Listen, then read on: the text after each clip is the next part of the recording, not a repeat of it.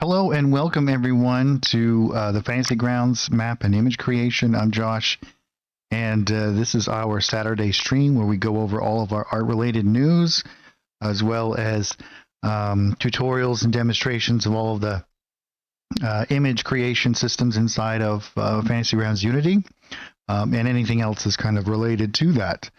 So we got a lot to go over today, lots of really cool stuff that's coming out. It's in test channel now, so if anyone wants to try it out, you can hop on over to the test channel and have access to all of the features that we're going to be going over today, which is super exciting.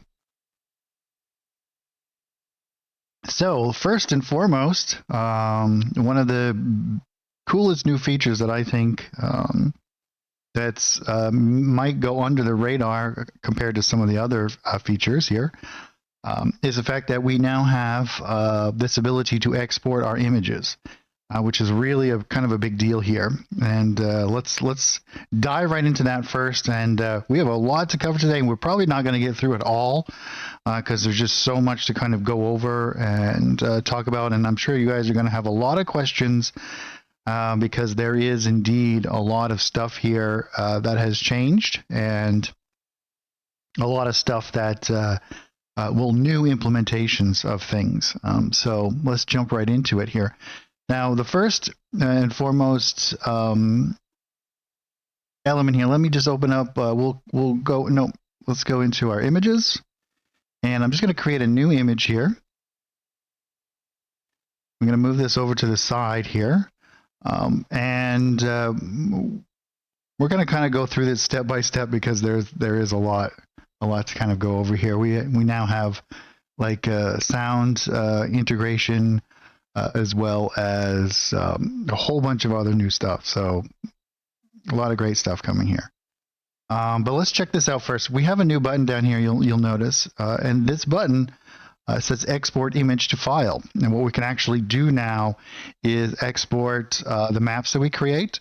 But not only that, but we can now kind of add into that a whole bunch of new processes, right?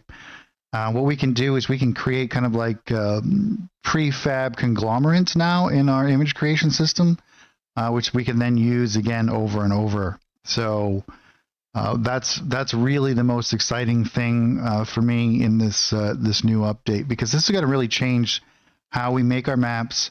And it's going to allow you guys to make maps and then export those maps as a single image,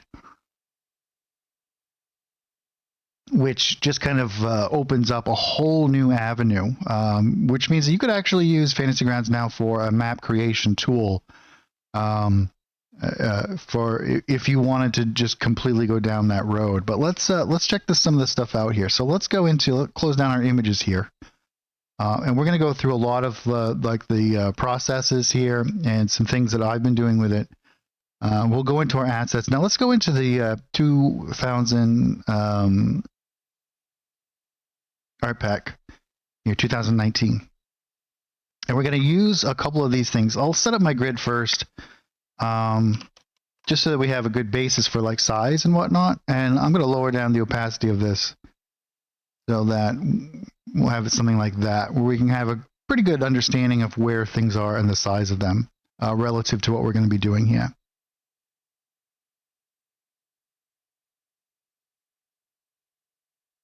Yeah, for sure. And I'm going to show you guys a lot of that stuff, Drake. So this should be great here.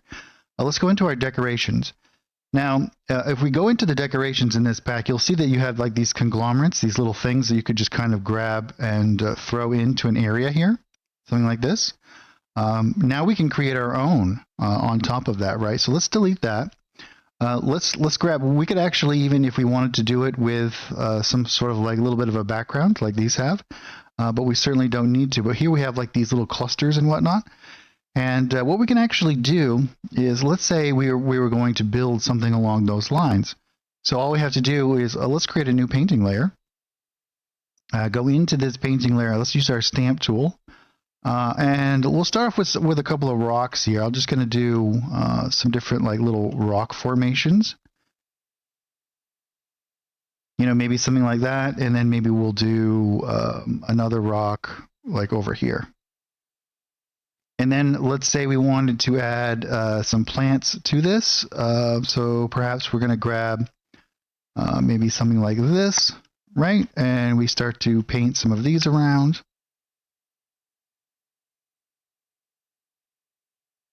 We can change its size and rotation here a little bit and make it feel a little bit natural. You can actually spend a lot of time doing this kind of stuff now. And then maybe we'll drop in something like this, some additional like plants in and around here. And then maybe we'll grab something like this as well. And let's drop this maybe here. Well, let's rotate it the other way. Maybe we'll do something like that. And we could add in a whole bunch of other elements here, so on, and create lots of different stuff. Now, maybe what we want to do is create our shadows and go through that entire process. And once we have this completed, it doesn't even have to be all in the same layer. You can use several different layers for this. But basically what it does is once we come down to this button here, export this image, we're going to get a little pop-up. And you can see here that this is going to be, this is set up right now for my images for this particular campaign. And I can save this, we're going to be wanting to save this as a PNG file. And then we might want to come in here and call this like tree rocks, right? Or whatever it is we want to, and we can save that. Now, once we refresh this, because we're going to need to refresh this to get that to update, we can go into our campaign folder here, and let's see here. Should be saved in here. Let's try this again.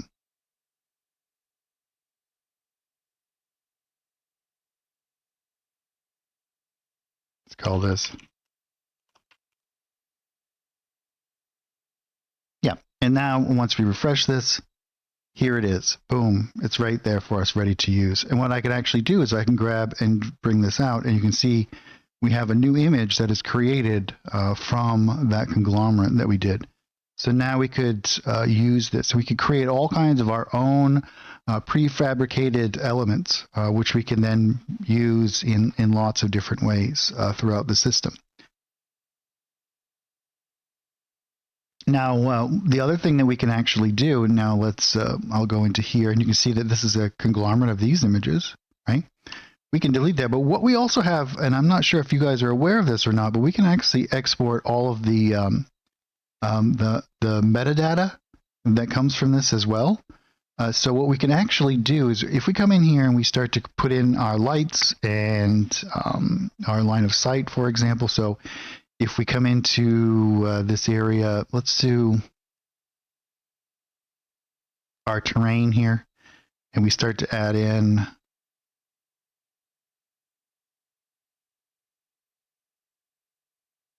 maybe some line of sight from our rocks, right? What we can actually do, we got to come down to our base layer. This should, let's see here.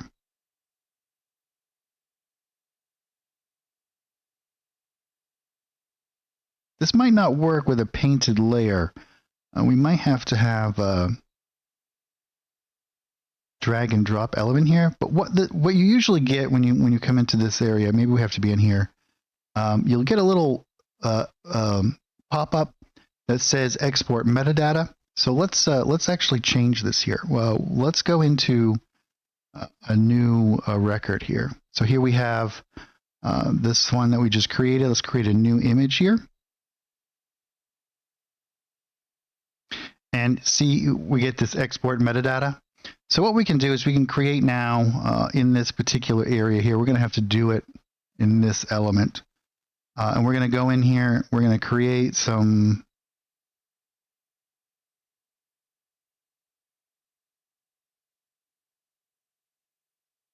stuff like this, right? And now we can actually export this metadata. And this is going to go right into the same area. And this is going to be the XML file that's going to go right along with this, right? So what we can actually do, let's close this down here. And let's open up something like this.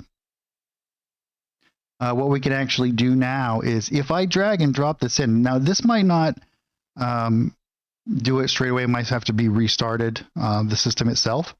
But what we can actually do is if we grab and drop this in here, you can see that it'll drag and drop this in. Now, once it knows that that system, that the XML file exists alongside of that, all of that information will come with it. So you can set up all of your line of sight and everything, and it will be attached right to it when you drag and drop it in.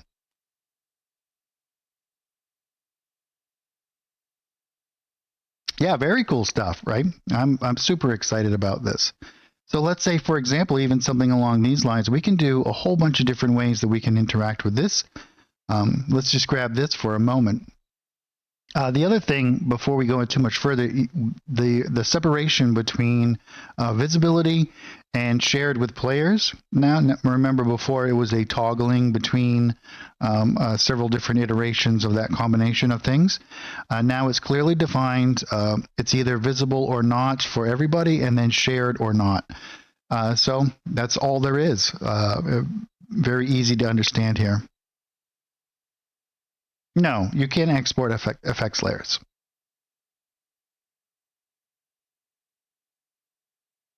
No. Effects layers, because of the way that the masking system works and because of the way that the effects layers interact with the system, you can't. You can do, the metadata can have all of the lighting information and line of sight.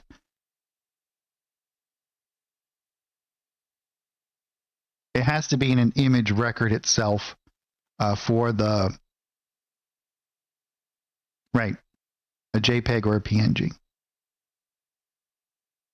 But here, for the same exact kind of iteration, we could create this as a single map here, right? So we could come here and we could export this as a single map. But what we can also do is in these situations, let's say I wanted to turn off this back layer here.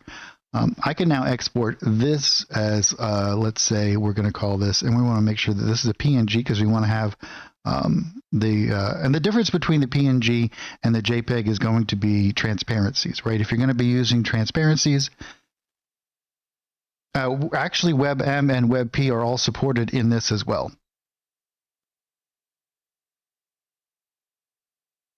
So WebM and WebP are all supported, and that's going to be something we're going to be going over in addition.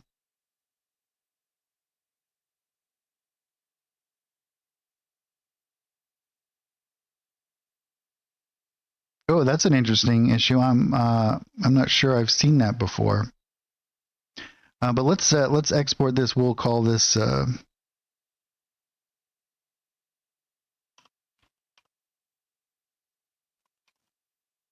And then we'll save that. So did that work? No, it didn't. Let's try that again.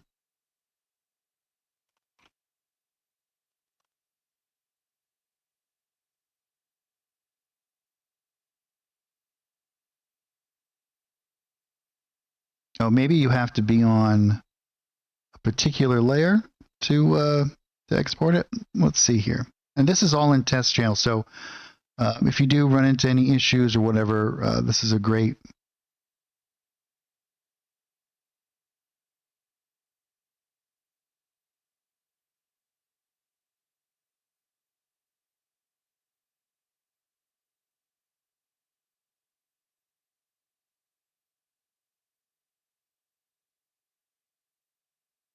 There it is. Just took it a minute to kind of show up there.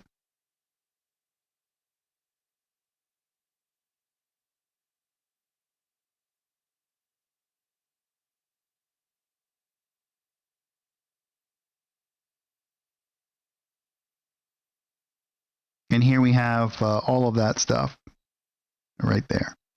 So let's close that down. I'll close this, and then we have a new image that we can just kind of stamp anywhere we want here. So if we were to create and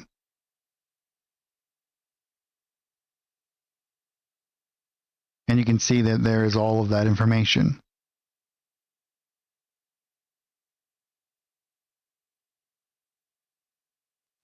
And again, we can go right into our painting area over here, and we could grab that. And you can see we can now just kind of stamp these around any way we want to. And we'd be able to add this to any map that we wanted, right? So very, very cool stuff. And you can see that the shadows that we create with an effects layer do not get exported.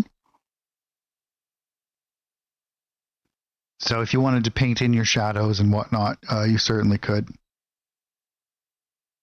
But now you can create these very complex. Yeah, very cool, right? I think so as well.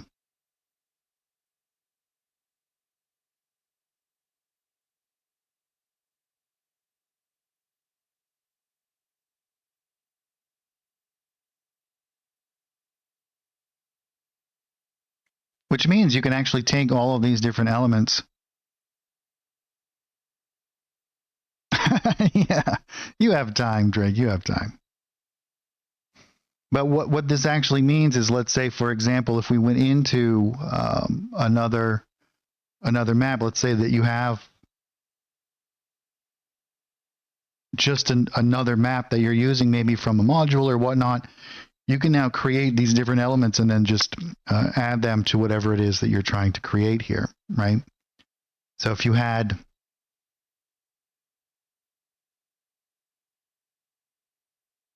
let's go into like the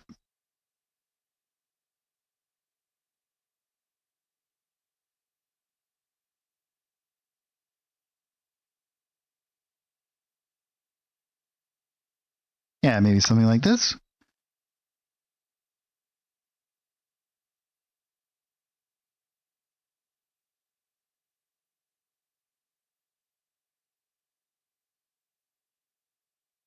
Ooh, we don't want to go into data. We want to go into campaign. And we can paint in our guy here. You can see that this is quite a lot larger, but we could drop this down in size and then just go boom, something just like that. And then integrate that in any way that we wanted to. We could add in our own shadows and whatnot. And so what I would suggest at this point is that you can actually, yeah, we got animated tokens. We got all kinds of really, really cool stuff coming out. So very exciting. But what this means is that you can actually spend a lot more time building up these particular elements, because you can now reuse them, even if you're doing it on a per map basis. So as you begin to develop your image library of your own stuff that you make, you can do it. So like, for example, and this is where things can get really, really cool, is that if you were to create a map, for example, and especially with our new system, if you were to create a map, for example, and you liked a particular room, let's just go over this really quickly, and that you could just now create an image of that and now stamp that into whatever it is that you are working on, right? Or like if you like a particular building that you create, you can do that over and over again. So if we were to go into, I think in the, where do we have, we might even have something in our, let's do this from our images themselves. So let's go in here. Let's look for, let's say, for example, what would be a good one to use here? Let's use maybe one of these like dungeons. Okay, remember how we kind of did it like here, for example? But let's say we like this particular area right here for this dungeon, right? We have all of this stuff that is all set up and ready to go, right? Like maybe we want to use this area here. Oh, it looks like that, and those got flipped. I'll have to check that out. But let's come in here. Let's say we really like this little area. We spent a lot of time creating this. And we want to use this section. What we can actually do now is export this whole thing. I think that you have to have a layer selected, and we can go in here. We'll export this as a JPEG, and we're going to just call this dungeon, right?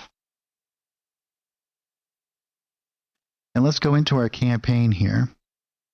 Now I've noticed that the export functionality is a little bit finicky. Sometimes it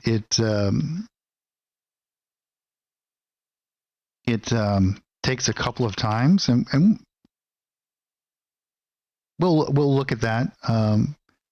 But here it is. And here we have the entire thing that we've just exported, right? And what it does is it takes a snapshot of this whole thing, this will all be exactly the same here.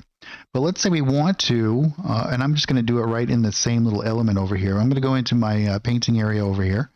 I'm going to create a new painting layer. We're going to put it up over here. But let's jump right into here, and I'm going to turn off my stroke to this, and I'm going to switch over to fill.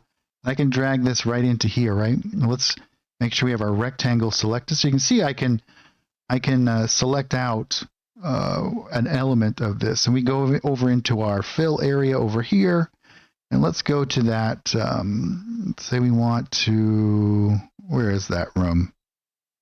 There it is, right here, right? And maybe we'll make it a little bit bigger, just something like that. Now what we can actually do is, if we want the walls in there as well, we can just kind of grab that. And we could just extract out from this whole map that we had created just this little element that we might want to use in something else. And we might even want to come into here, and we can use the fade functionality and fade that out so that we could just like drop this right into something.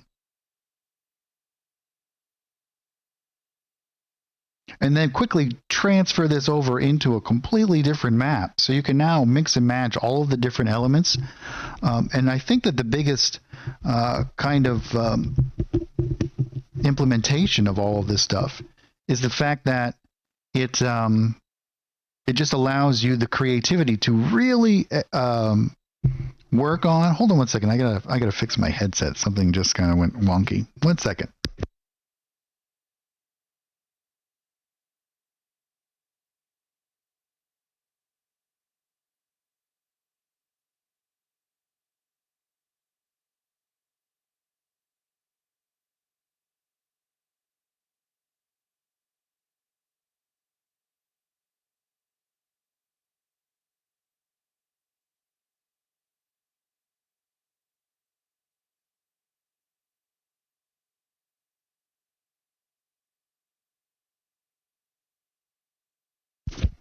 All right, back.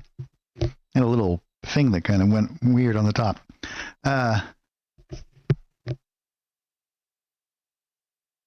right. You could totally do that. You can totally do that. Because what you can actually do at that point, right, is then use the system again, right? So if I were to take this and I were to do this in another element, I can then now export just this section of that and have that to stamp around in addition. So you'd be able to spend a lot more time on your creations because you know it's not going to be wasted. You can use it over and over again in all of your other maps. So you can really start to take your time and do all of those little different bells and whistles and creation stuff that you want to do, which you can then work with. And then in addition to that, you have the total control over using the colored system now. We can either do it on a per layer basis, changing the colors of these and whatnot, or doing it from the actual thing itself.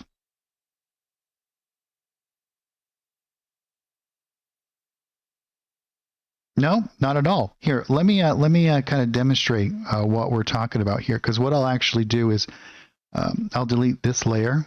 Let's go and I'll actually create a new element that we're going to do this in. So let's go into our images and we'll create something new. Right here, we'll call this test room. And let's do this, and we'll go in here. We're going to go into our painting tab. We're going to turn off our stroke and go into our fill here. We're going to jump right over into here. We're going to let's do something like that. And let's move this over. We'll use like this room right here.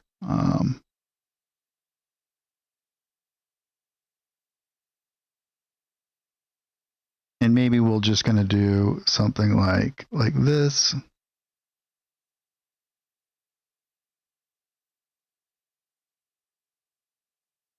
So here we have this nice little room that we created. I don't know how these got swapped that way, but that's okay. Now what I can do is I can again create a new export of this, right? And we can do it as a JPEG or a PNG or whatever we want to do here. And we'll call this dungeon entrance. And again, sometimes it takes a couple of times to export this.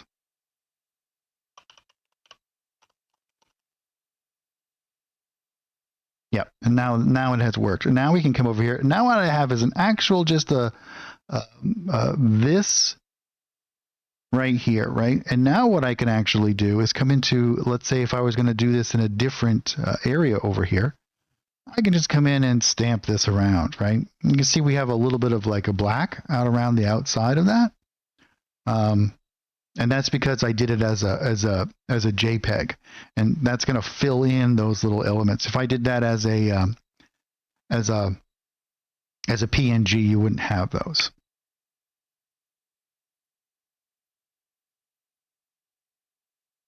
But you see, I didn't have to delete anything. What it does is it takes a snapshot of what you've created and then exports that using the bounds of this as the image size.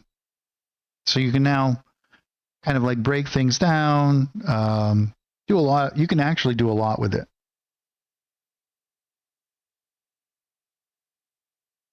What it does is it uses all of the different layers and exports them as one image, whatever happens to be shown at that moment, right? So like, let's say, for example, let's create some more layers.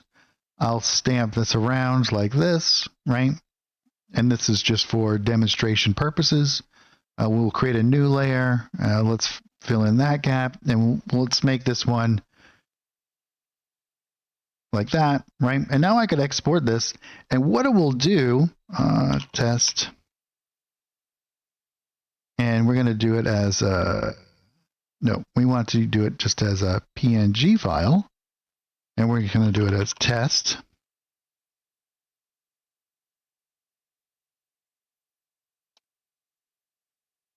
I think we're going to need to do it a couple of times here. That's how I've noticed that you need to do it. Yep, and now we refresh our thing, and here we have it.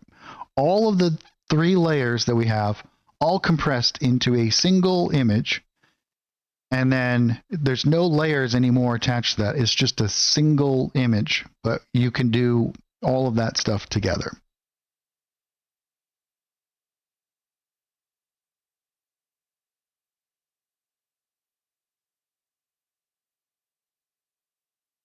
Right, you can't export the layers as they are.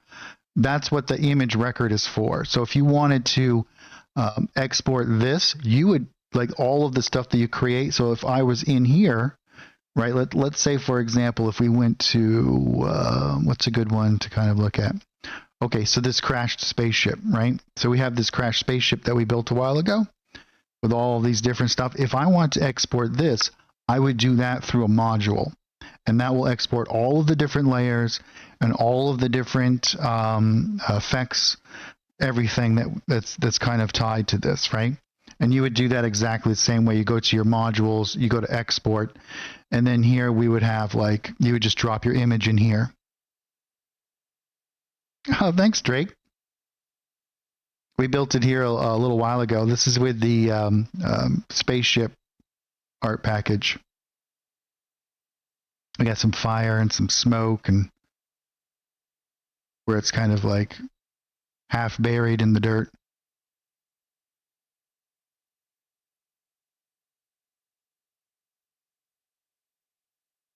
So you have all of the different tools to you now to pretty much do whatever it is. But what you can actually do now with this export feature is you can actually use Fantasy Grounds as a map creation tool. So you can build your maps, export them, and do all kinds of really cool stuff. Oh, if you wanted to just to do that, let's close down this test room area here. And we go back into the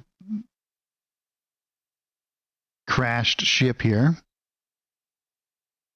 So if you wanted to just do the ship itself, you'll have to know how you've kind of created it here, right? So if we turn off our background and turn off all of this stuff that's underneath, right? We want to keep that. Get rid of these rocks, dirt, all of this stuff. We want to get rid of our trees. Just turn all of this stuff off. Let's get rid of those tree shadows. We might want to get rid of this dirt. And if you wanted to turn all of that stuff off and everything, right? So here we have our ship. We still have our fire and whatnot going on here. But we'll turn off our lighting effects and all of that stuff too, right? So here we have the basic ship here. We can turn off these because they're not going to get exported. And then all I have to do is go to this export feature here, boom, and then we'll go PNG because we want to make sure that those surrounding areas. And I'm just going to overwrite this test. Yes, we want to overwrite that. And again, I think it requires to do it a couple of different times here to make it work properly. Yeah, now it worked. So now when we refresh it, you can see here we have the ship. It's all ready to go. Yep, whatever you can see gets exported. So, and you can just kind of build these things out in any way you want to.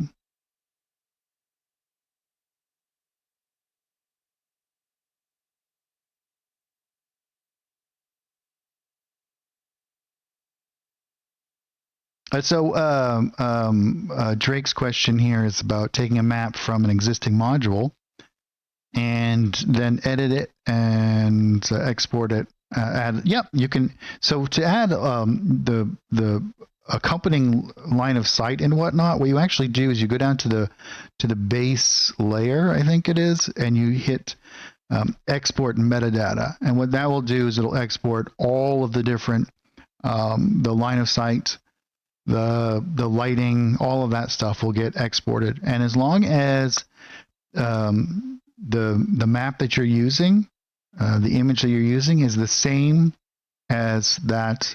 So let me give you an example of that. Let's close this down. We can turn this stuff back on now.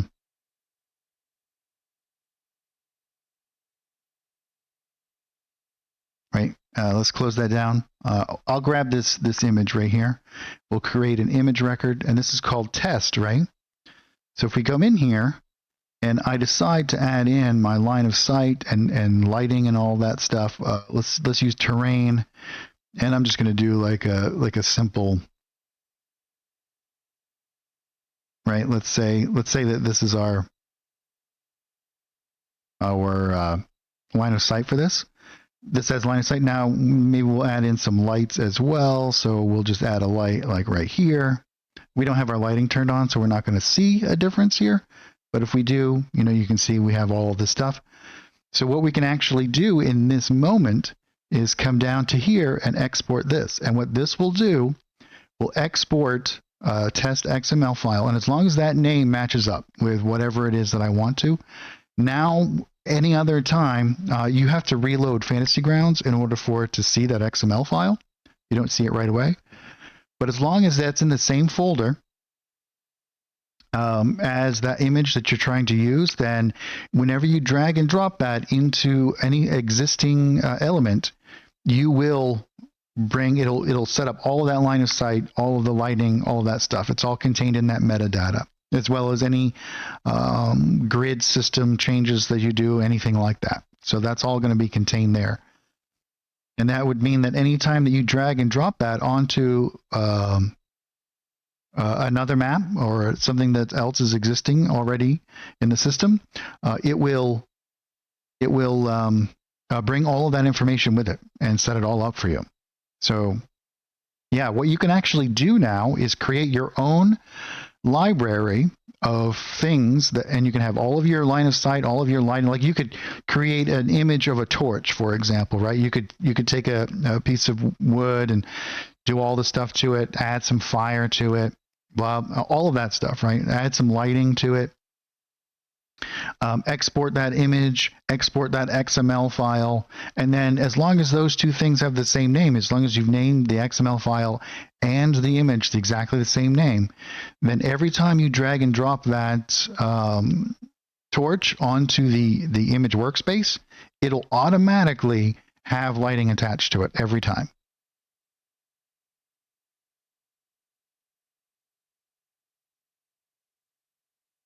Does that clear everything up? Does anyone else have any questions about this stuff? Because I think that this is kind of huge.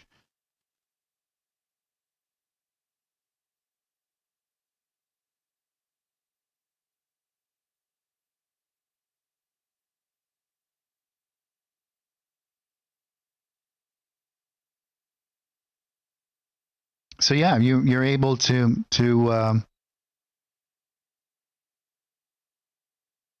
oh yeah, well, I'm not the greatest at organizing, so I'll just put you in the right direction. You guys figure out your own organizational tactics there.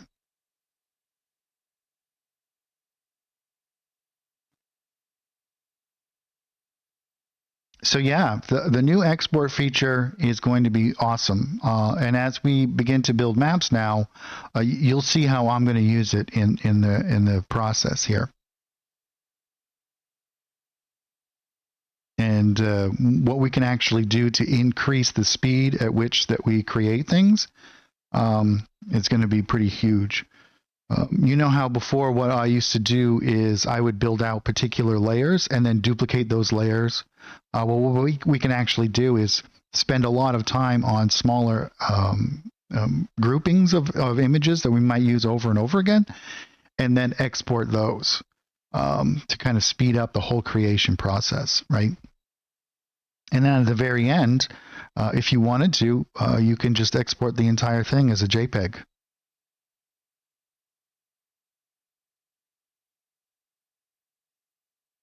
Yeah, you can put this in. Yeah, you can do this in lots of different ways. What I actually do for myself is I have a campaign set up in Core that's just in Core RPG, and I use it to create all of my maps. So, and then I export them into modules, and then I can import them wherever I need them. So I'll make like if I'm doing. Because I have my toolbars set up down here. I use images a lot or different elements here at the bottom, and then I can just quickly grab them rather than searching through the assets. And so I have my single campaign that I use to create all my different maps from. But now what you can actually do is export those maps as JPEGs, and then you can just create new elements, and then you can take sections out of those if you need them. So like, let's say for example, here we'll continue to use this test one, but I'll delete that layer here. Let's just minimize this for a moment. I'll put it over there. Let's take something like what is a good? We'll do some outdoor ones, right? Oh, let's grab like this Frog King layer. Now this is going to look a lot different when we export it because it's not going to export any of the lighting or any of these effects, right? So when we get rid of these effects, because we have some in here, so you want to turn off your effects before you export it, and this will give you a much better understanding about how it will look. So that is there. We want to make sure.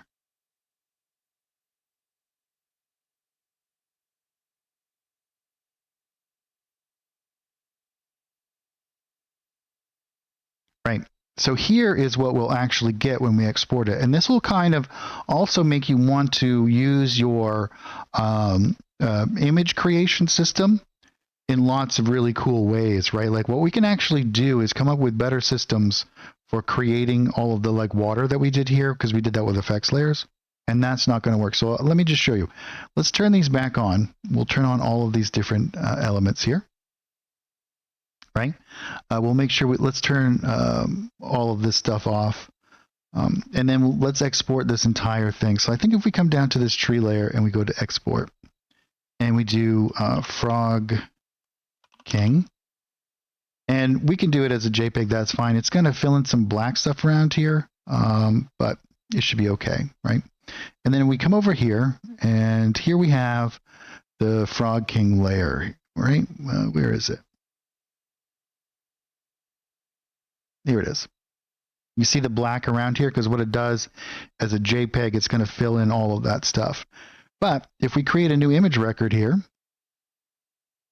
and we zoom in, see how none of the effects layers are exported? Because that's something that happens after the fact, right? That's on the graphics card. What this is doing is just taking a snapshot of all of the images that are there and compressing it down into a single image. But you can see how easily and how perfectly everything has been recreated. All the different images that we kind of put together, our piles of skulls, all of the different layered terrain and whatnot. Everything is kind of put together there and exported that way. So what you could actually do now, let's say from this element, let's close this down. Let's grab another image, and we could do the exact same thing, and then begin to kind of put this stuff together. So maybe we have something like, let's see here.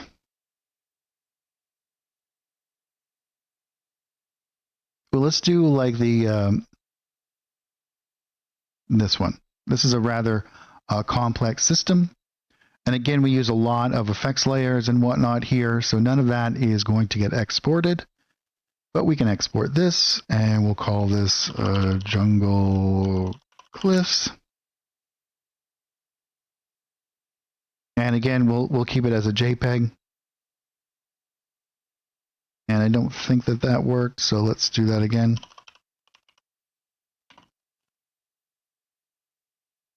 Yep, now that you can see that it kind of moves it a little bit, and that's how you'll know when it does it. Just might take a couple of times for some reason, but and then we'll have to refresh this so that it gets populated in here. And now you can see that we have our jungle cliffs here, right? So what we can actually do is, let's close that down now, and over in here, we can go into a painting layer. We'll turn this off. Maybe we'll do like an ellipse, and we'll go to the fill, and we'll just grab this. And you can see we can grab out a section of this, right?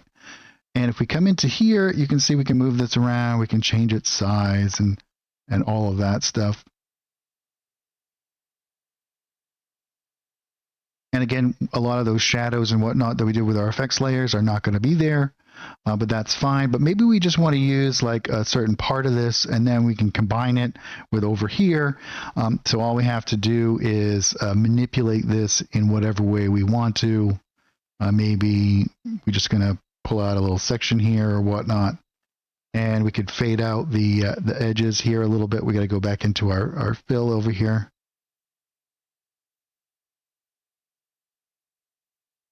And this would be so cool too, right? Like, I think if we wanted to do this as like portals into other areas or whatnot, you could do, there's so many different ways that you can kind of interact with this system.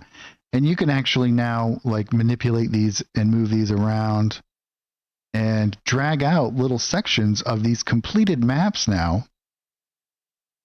Maybe we want to move this over to something like that. And use like little bits here and there. And then once you have like that little bit isolated, you can now export that again. And so this is going to allow you to really maximize a lot of those elements and use them over and over again, which I think is going to be really huge. Great. Well, that is all of the, I think the major aspects for the export functionality here. And I think that the whole availability of using all of these systems inside of Fantasy Grounds just creates this like this huge well, this new massive ability to maximize your workflow in your creation processes. And I think that before, like for me personally, like I would use the same maps over and over again, but oftentimes the creation process, which I do really enjoy, I found that I would sometimes skimp on doing a lot of the detailed work because I knew I was only going to use it once or twice or something along those lines. But now I can really kind of dive in there and do all of that extra work, make the maps look as best as they possibly can, because I can now export whatever elements that I'm actually like really working on hard, and then I can start creating my own library of things that I'm going to use over and over again. And the other thing is that the tools inside of Fantasy Grounds, I know that I spend a lot of time making maps, and I used to use Photoshop very often, but I much prefer making maps inside of Fantasy Grounds. I find it to be a lot more intuitive and just as freeing, that you can do so much with it. So before we move on from, I'll delete that. Before we move on from the export functionality here, do you guys have any questions about that? Or is there anything else that you'd like me to explain a little bit further, or?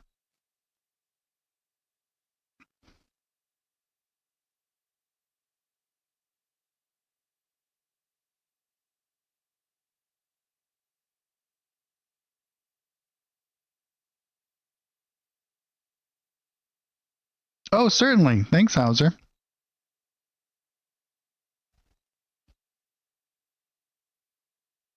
I will certainly let somebody know.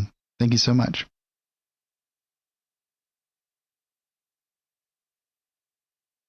Oh yeah, that's very true, Drake. You can certainly do that, and that's one of the things that I think is also oftentimes overlooked. You guys can make your handouts. You guys can do. I know I've showed it many times before how to enhance handouts and do all of that stuff. Oh, certainly. Yeah, it should be the same as everyone else, but I'll definitely let everybody know. Oh, very cool.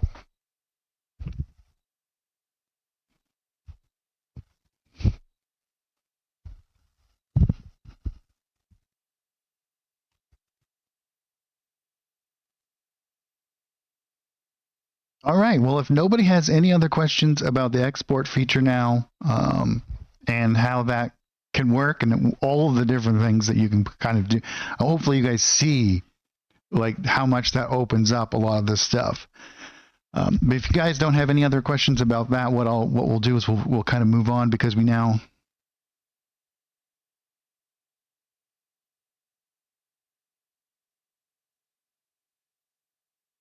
Yeah, you can certainly you can sell your as long as it's not copywritten, for sure. I would assume. Obviously, Doug will have the final word on all of that kind of stuff. But as far as I know, that there's no restrictions on that, and you can create maps and you can put them on the Forge and do all kinds of stuff. The other really huge news, I mean, there's so much huge news coming out. There's so many amazing features that are happening in Fantasy Grounds. They're just coming one after another. But one of the other big things inside of the image creation system is that we now are fully going to be able to support WebP and WebM images. And what that actually means is that we'll have animated maps, not just fully animated maps, but you can do animated image textures, animated stamped images, and all of the above. And it all works with all of the other systems in addition. So very, very huge news there. In that is also animated tokens and all of that kind of stuff that's kind of going on there as well.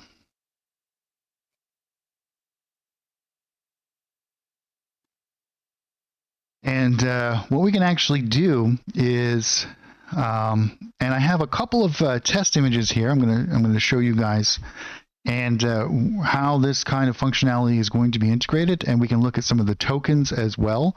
Why don't we actually look at? I think that I might have some loaded up right here.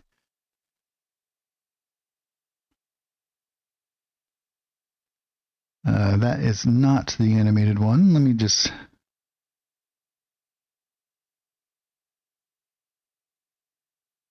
Here we do. We have some animated tokens, and these are like Devon Knight animated. And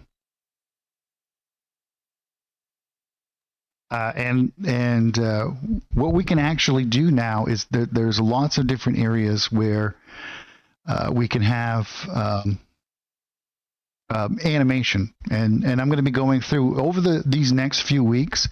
We're going to be doing a lot of informative kind of stuff on the Saturday stream about all of these and how to integrate them, how they work, and all of that stuff. So I'm really super excited about this. I've been working a lot with this kind of stuff, so it's going to be great. And you can actually and because of the way that the system works inside of Fantasy Grounds, there's no real distinction between different elements anymore. There used to be very distinct tokens and painting images and that sort of thing. But what you can actually do is kind of use these exactly the same way. And if we were to take, let's say, for example, this guy, and you can see it's all animated, and we can just stamp this guy right around here. And you can see that this is all, we can zoom right in here, and hopefully that this will translate very well through the stream, because we have some nice kind of like fluid animations here as like the eyes are blinking and things are moving around and whatnot. Yeah, this is all in tests channel right now, so you guys can go in there and test it out today. So if you guys don't know how to access the test channel, when you open up the updater, in the FGU when you first launch it, you can actually go into your settings and into advanced, and you'll see a little drop down menu for channel. You go into test channel and then you run an update. Now it should be noted that it will create a whole nother section of all of your different stuff, so it's kind of separated, and anything that you open inside of the test channel, right, you shouldn't be using it necessarily for live play or whatnot. You certainly can try it, but you'll run into some issues because it is in test channel and whatnot, possibly. But yes, so we're pushing this stuff hard, and this should be out in the next update.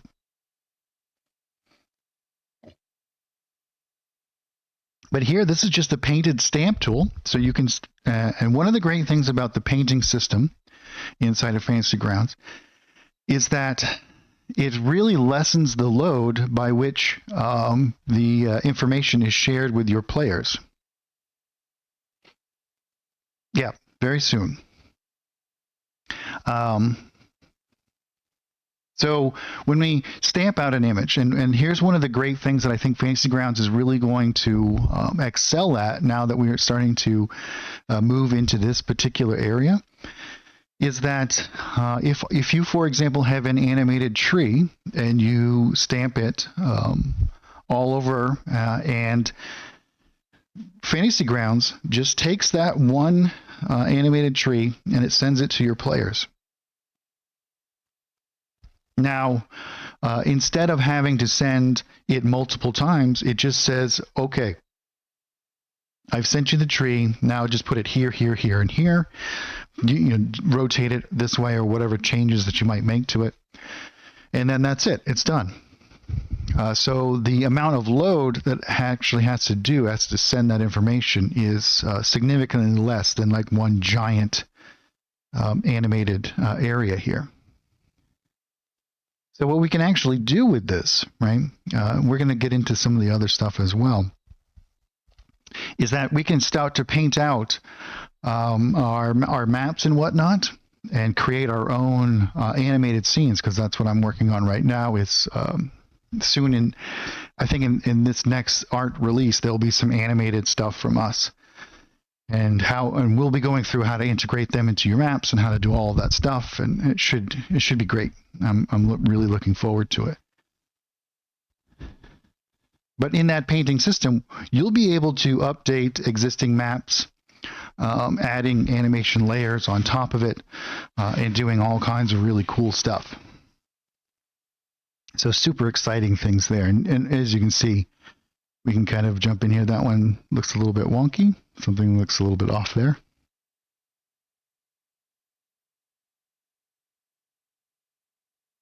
But yeah, these are great. And if we go into our over here, let's get rid of that.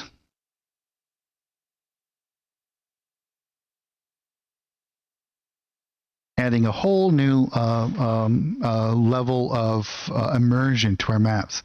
And plus with the new integrated sound here. So if we go in here, you can see you can have like all of your sounds set up and everything as well.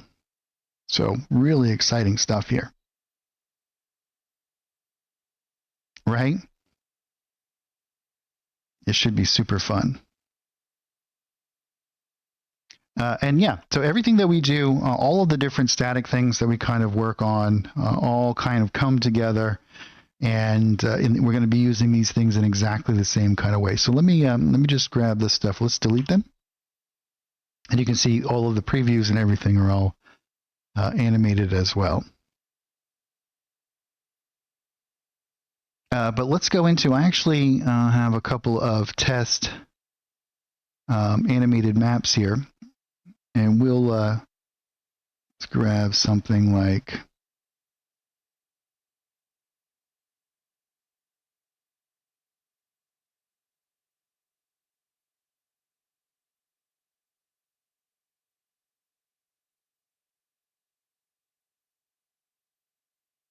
so here we have, this is a large single animated map, right? And you can have this used in a couple of different ways. I should open this back up. Let's actually, I'm going to close this down. Let me show you, we can paint this out in addition to that.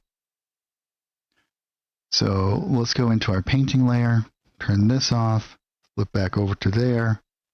Let's grab this guy once again, and we'll drop it in as a fill. And then what we can do is come over in here, and we can, let's pull out this bit of this stream here, right?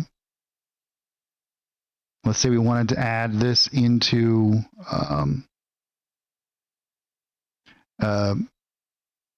another element. Well, what we can actually do is come in here, and we could fade this out again. We can come in here to our eraser.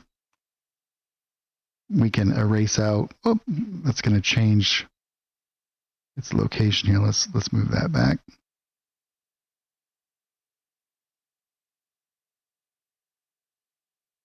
It's probably going to do it again when I do it on this side. Yeah. But let's move this back to where it was. And let's say you want to add this into another existing map. You'll totally be able to do that. Right? So what you can actually do is we can delete some of these.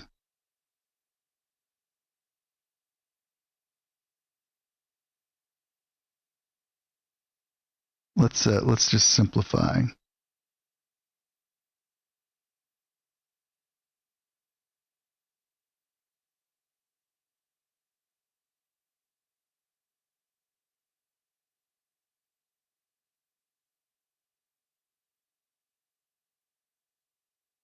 And now let's grab a static map. We'll put this in underneath. Let's do something like,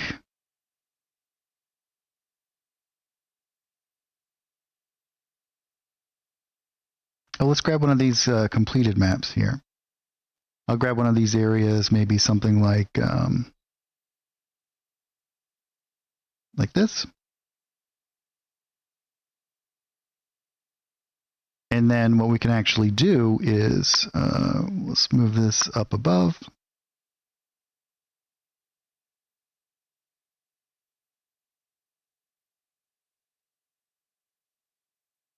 And maybe what we'll do is add in this little area down here.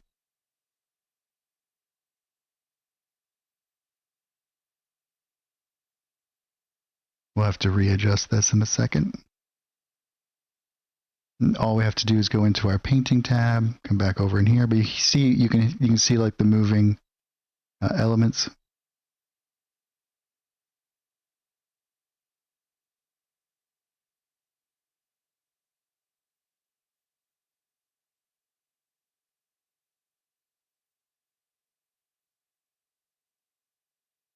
And what you actually be able to do is take out those little bits and pieces of even the animated maps and be able to use them in these other static maps.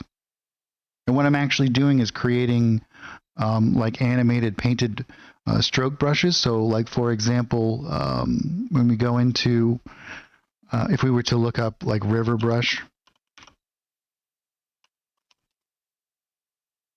so let's say we had something like this. So this will be like animated, and we can come into here. Let's switch this. Well, let's turn that off. And if we were to drop this in here and make sure that that's just, yep. And so what you'll be able to do is to paint out animated elements. I'm still working out some kinks with it, but it'll be super cool. Very, very super exciting stuff. I'm super excited about it. And in addition to that, if we go back to, let's say, well, let's just do it in this painting layer here. We can still add in effects layers over the top of this stuff. So if we create a new effects layer and you want to add additional kind of elements to this, you can. So let's say, for example, if we want to do more water here, and we can add in our mask.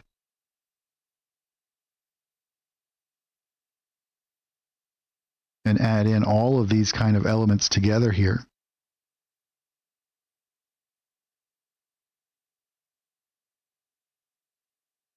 Creating multiple layers of interactivity here.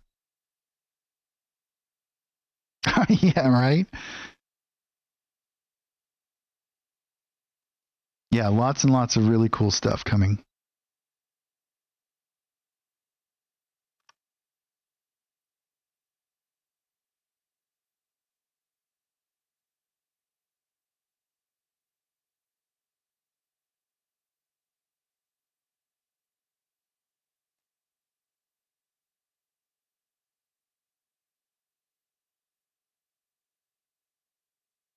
And we can delete that out of there.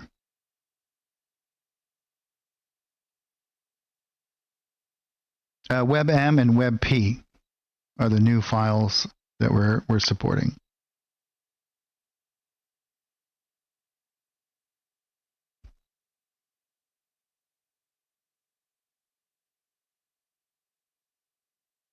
Mm-hmm. Yeah, yeah. It was part of an entire system. So yeah, I like, let's say, for example, if we were to look at,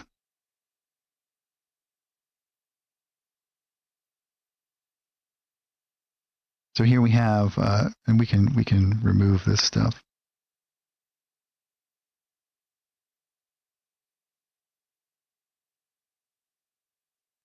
Like the movement of the trees. We have some all of these animation things. I don't think it will drag. I think it's just like another tool in the toolbox. And we could go into something like this. Well, we want that to be a bit bigger, don't we?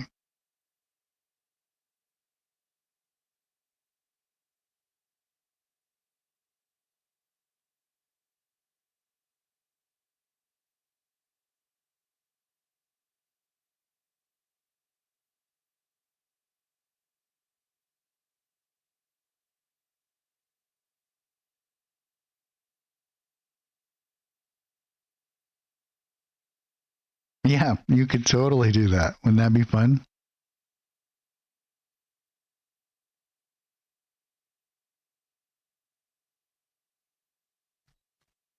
Yeah, yeah. Asset management can be a bit tricky for sure, but things are definitely getting there, slowly but surely. Because what we can do is we can add effects layers on top of this, right? And let's say we go into our effects tab, we can add in our rain elements.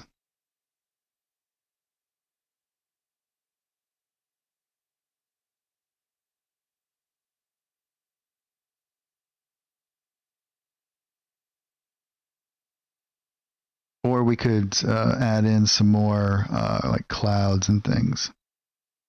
Bring down the cloud intensity here and its speed.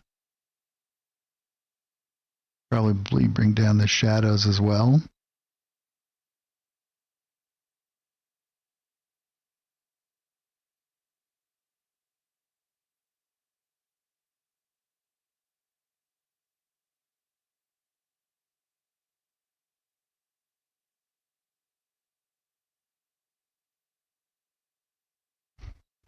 And now if you integrate that with all the new sound changes and whatnot, I think that things are going to be quite immersive, to say the least.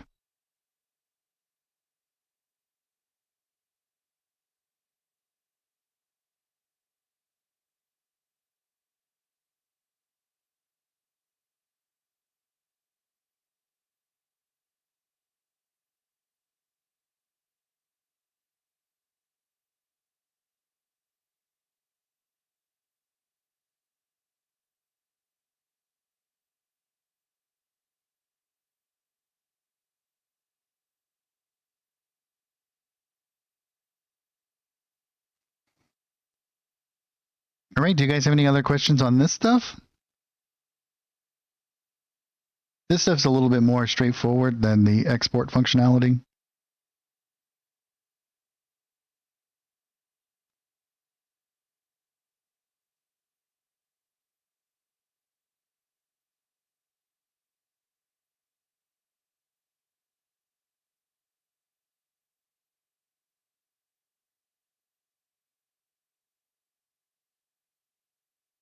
I actually got a bunch from some Patreon. I don't remember where. Some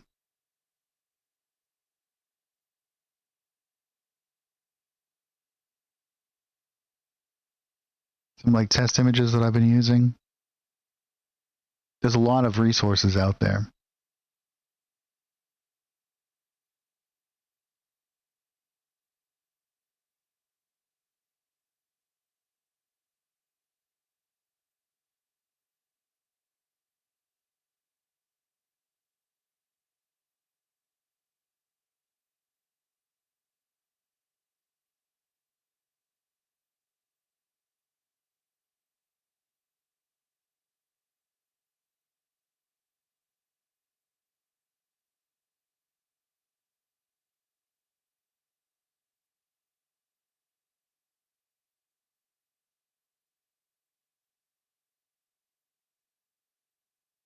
Yeah, I actually joined a bunch of Patreons to get a bunch so I could test a lot of different functionality with them.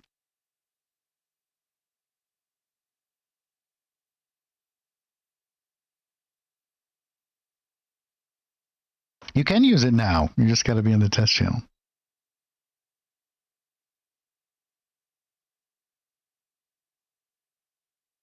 Yeah. Wouldn't that be cool? Directional lights.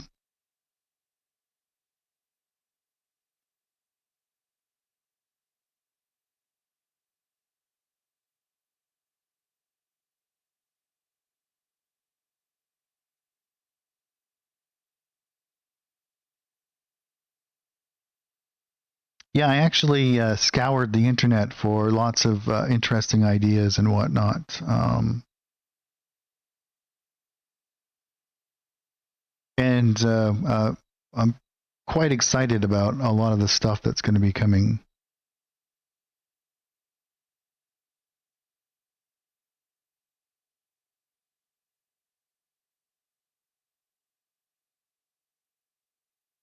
So here you can have a lot of really cool, interesting kind of elements. It certainly was, Carl. Carl works very hard behind the scenes to create all of this awesome stuff for us.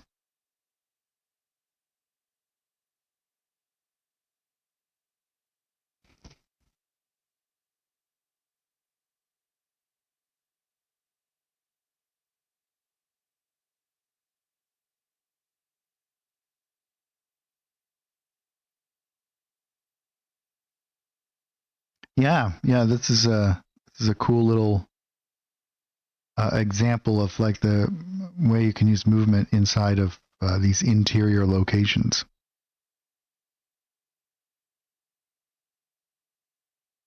Yeah, there's a lot of animated maps around. A lot of these I got from as I said, I joined a bunch of Patreons just so I could kind of jumpstart the creation process and see how it worked inside of Fantasy Grounds. And then these are from those areas, not created by me. But we will be, I'm in the process of, that's what I've been doing for the last couple of days, is working primarily with animation stuff. So you guys will be able to have access to all of those things. The main thing that you guys want to make sure that you get, if you do get an animated map, it's got to be a WebM or WebP. WebM is the preferred for animation in those areas. I know that some of them are different file formats, and I'm sure that there are ways to convert those files, but I'm not that savvy in the particular area. So make sure that you get them in the WebM format. And besides that, though, we'll be able to do lots of really interesting and cool things. I'm working on creating some systems that will help you animate static maps. So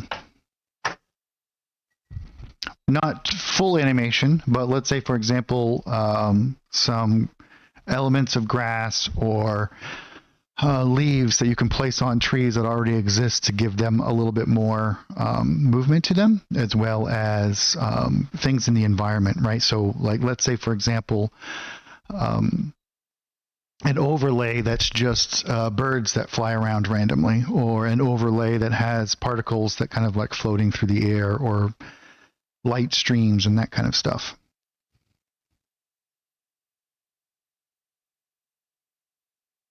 Yeah, it smells. I don't think that you're going to want that, Drake. That sounds pretty horrible.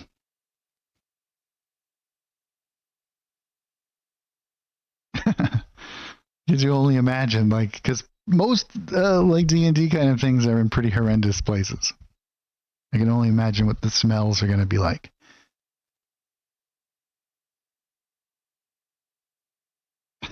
Yeah, they would. I think most players would.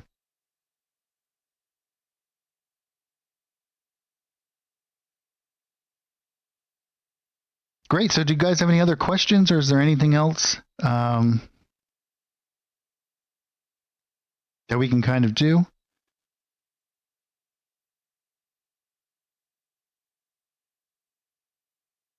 Yeah, that would be cool, wouldn't it? I don't know as I'm going to be making any animated tokens. I know that there is a huge amount of animated tokens like out there already. But I will be making animated art assets for.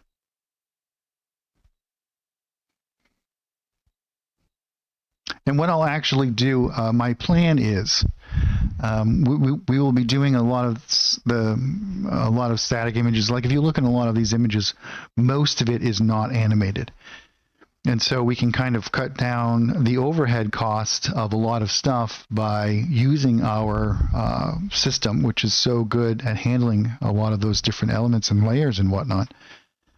So what I'll be doing is creating the particular animated elements, which will be much smaller in size, and then they can just be added to any map, which you'll be able to add, like I said, to pre-existing static maps. A lot of really cool stuff.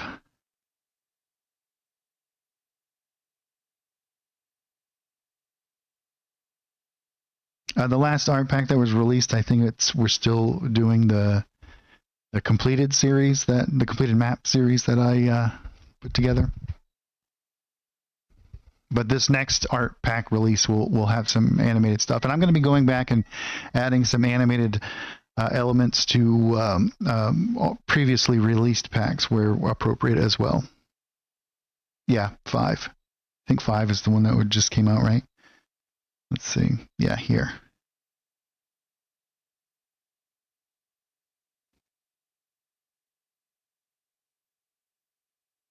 So these all connect together. I don't know if you guys are aware of that or not, but the entire completed series all fit seamlessly together. So you can tell because they're like L, whatever, or M, or N, and then they have numbers associated with them, 1 through 3, which is for where they kind of go in there, and then there's another number that tells you the vertical.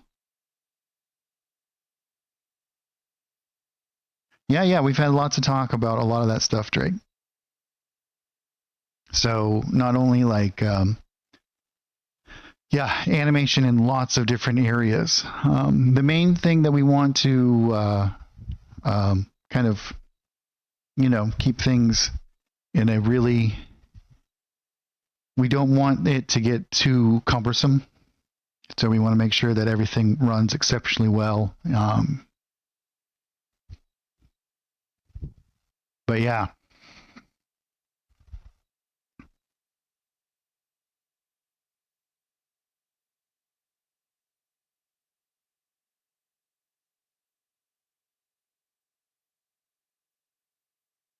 All right, well, if you guys have no other questions, I'm going to take a short break. I'm going to stretch my legs and freshen up my beverages. And then I'll be back and we'll start to actually build.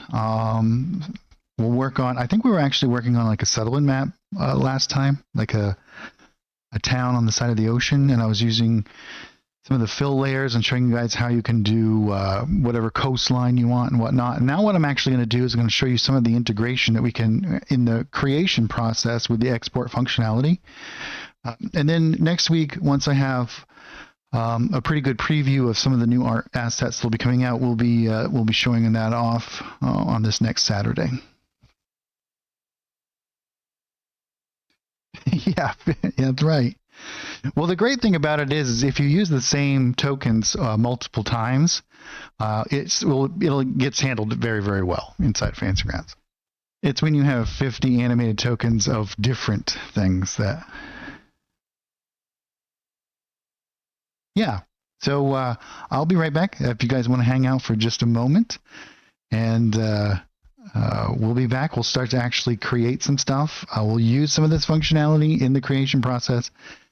And we'll have some fun doing it, I think. So hang on for just a minute, and I will be right back.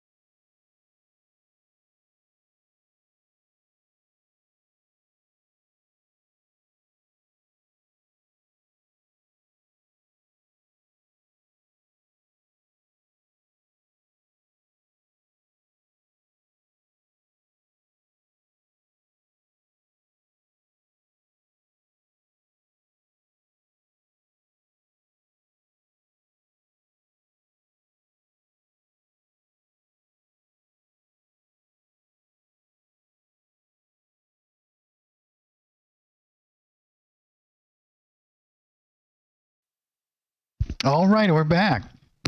Thanks everyone for hanging out while I took a short break there.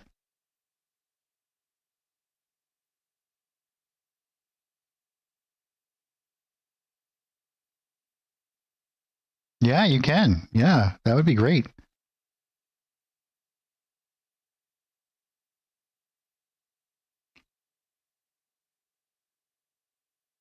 You totally could do that, Drake.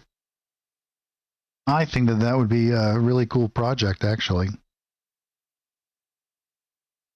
Personally. Great. So let's jump right into this here. I think it's coastal town, something like that, right?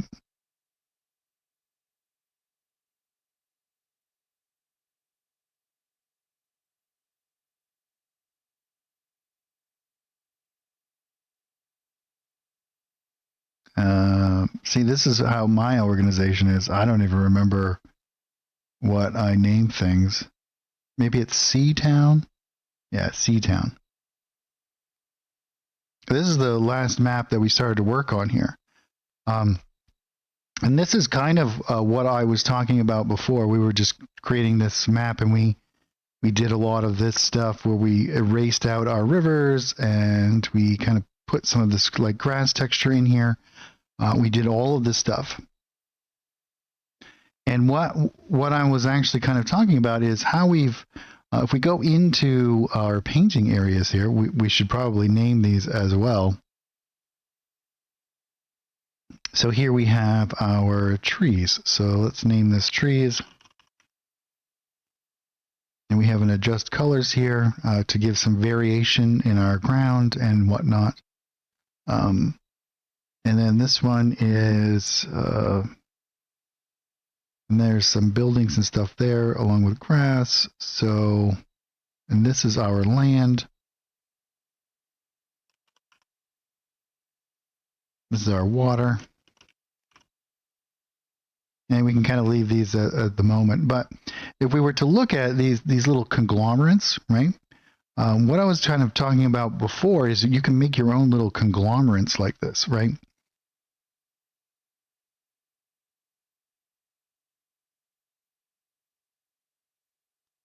Yeah, it's pretty intense. So what we can actually do now is if we go into, because all of this stuff, let's close this down, go into our assets here, and we'll go into, I believe it's,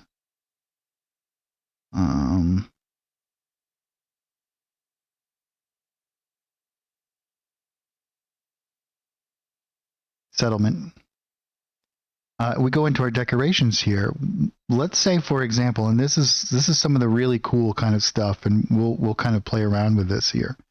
And we're actually, let's open up another image record here, right? So we can go into our images. Let's create well, actually, I think we created like a test one, right? So we'll open up our test map here, and we'll delete this stuff.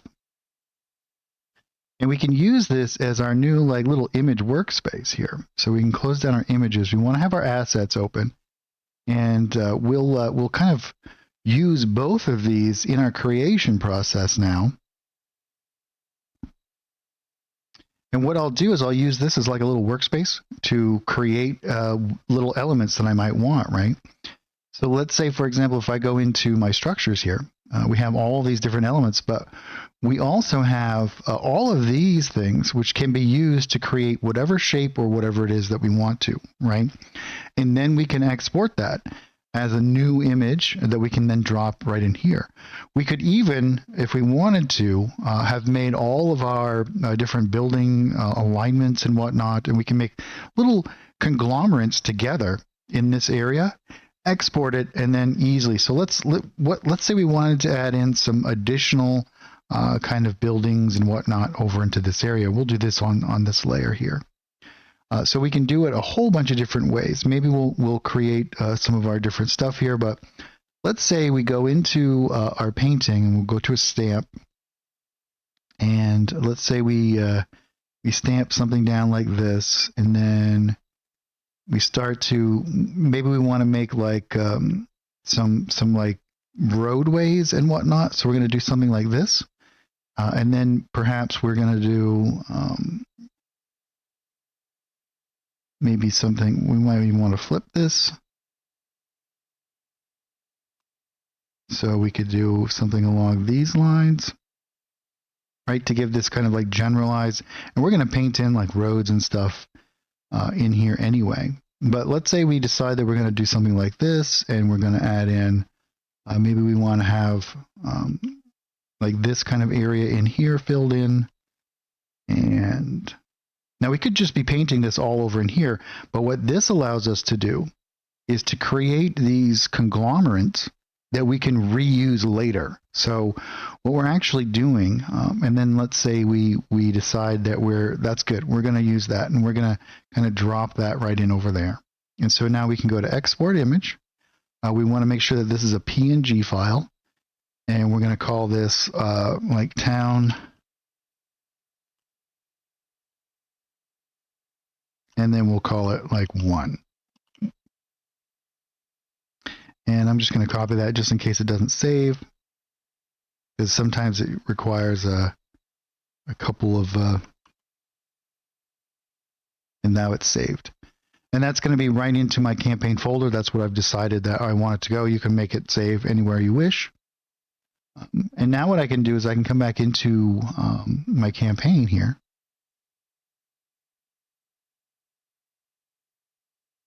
And I'm going to have to refresh it, but now it's right here. So now what I can do is come over into this painting area, and I can just grab this guy, drop it right in there, and I'm going to shrink it down so it's an appropriate size. And maybe what I'm going to do is make it so it looks as though, because look, do you see how it cut off some of that image because this was overlapping it? So that's good to know. So we want to make sure that this is like this. Let's export that again. We can actually just do this.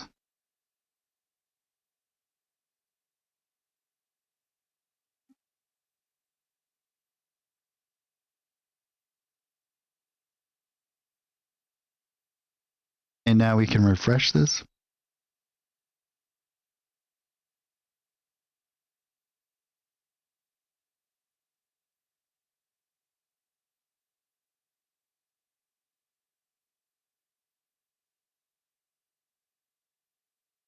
And now, oh, isn't that interesting? Cutting that off. Why do you suppose that is?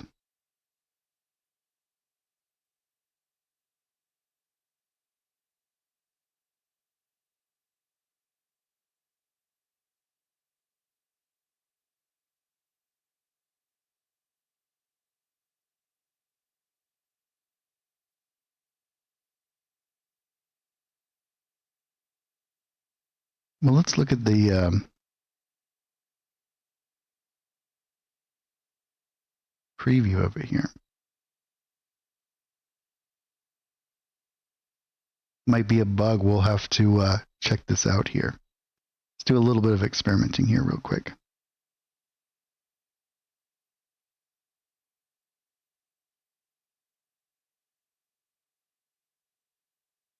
See when it jumps up like that? That's what it's doing. It's moving it to that location. So let's zoom out really big.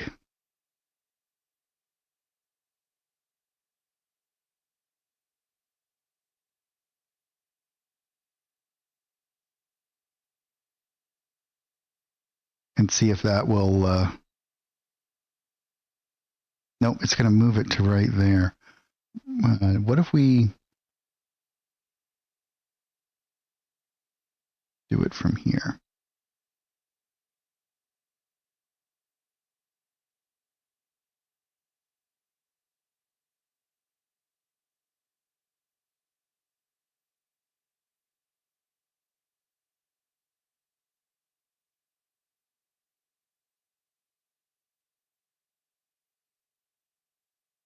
Nope, see how it moves it to there? And what it does is that's the image that that's producing. So that's just like a bug. We'll have to check that out.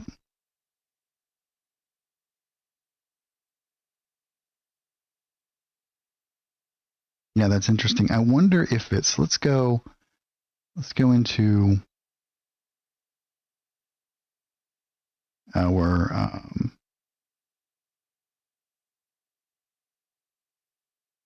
Maybe if we move this slightly.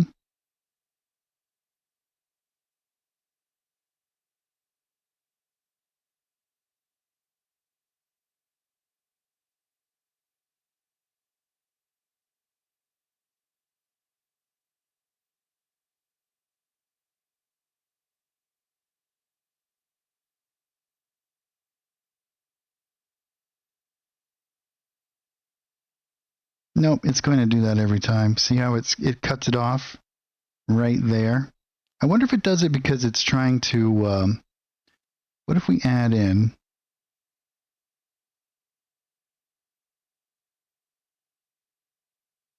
well, we can just grab this, I think. Well, let's actually grab in one of these down here, and we'll make another stamp here.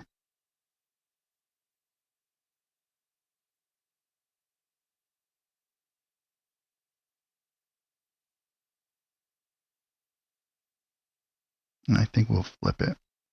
So it's like that.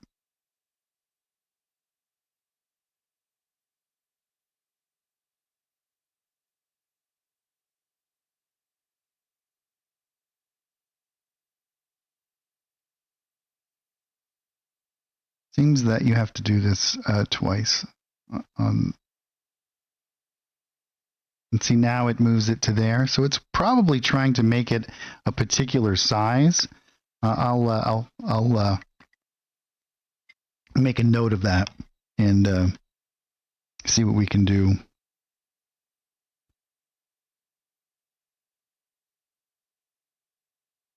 So let's move on from that particular element here, because what we can actually do is we'll just kind of work with the system here a little bit, and we'll move some things around a little. See if we can't make it so that it's doesn't seem to have that issue. Or maybe it has to do with like the width. Oops, didn't want to do that.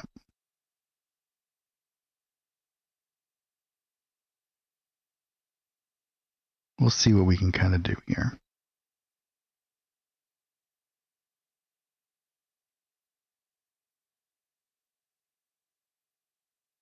Now let's try that.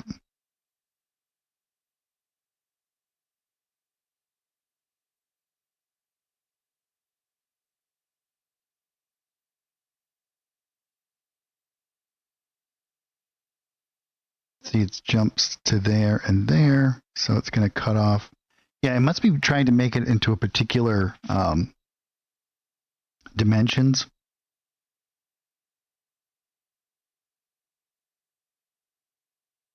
I wonder how we can oh,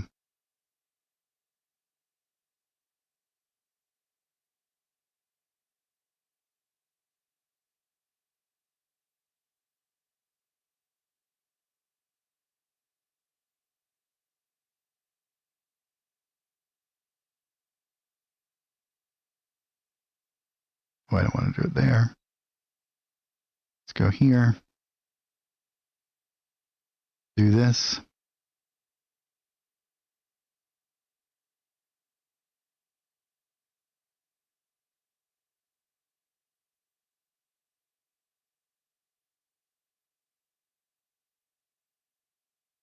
Yeah, it's going to cut off some stuff, but you guys get the idea anyway, right? So we'll just continue on our normal creation process here. Whoops, didn't want to do that.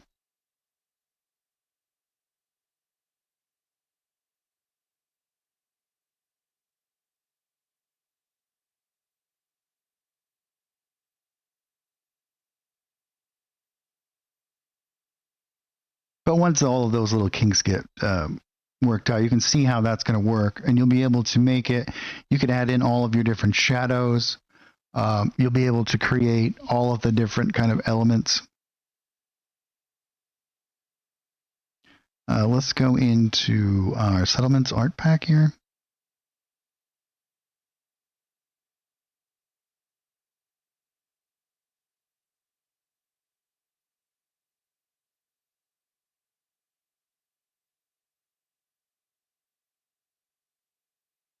And we'll start to We'll pull this away from that bridge a little bit there.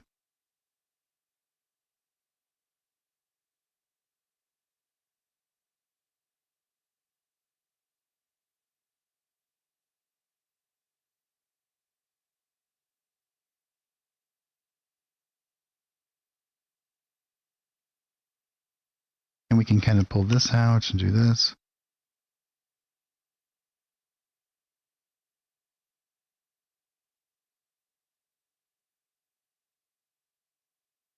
We can use some of these larger conglomerates here. And you can kind of see, right, how this builds these like natural roadways and whatnot.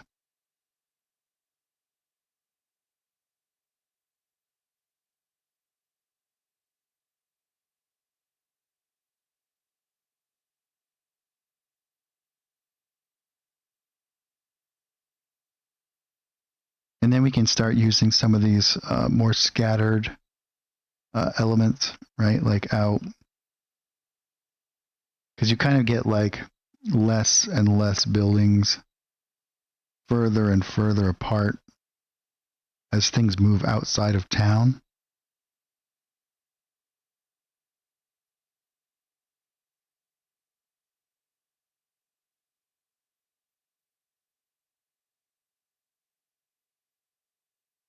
And follow the river here a little bit. You might even want to do something as it kind of goes this way.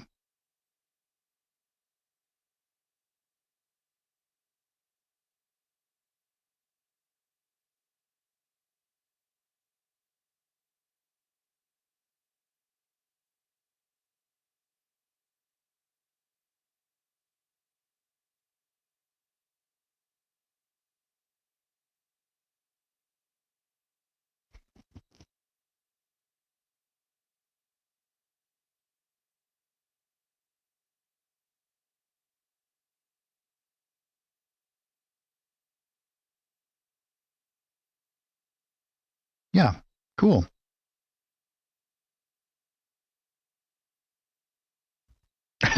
Yeah. I would almost guarantee that probably the way that it works is it tries to come to the nearest size, and that one just happened to be somewhere between, and so it's just getting cut off. I'm sure that there's probably a pretty easy fix for that. I don't know if it's easy or not. I shouldn't say such things. I really have no idea. Oftentimes, things that seem like they should be a pretty easy fix can be pretty tough. Let's put in another bridge here. Because in the world of programming, oftentimes what we think is simple can be rather complex. Let's do another bridge like over here.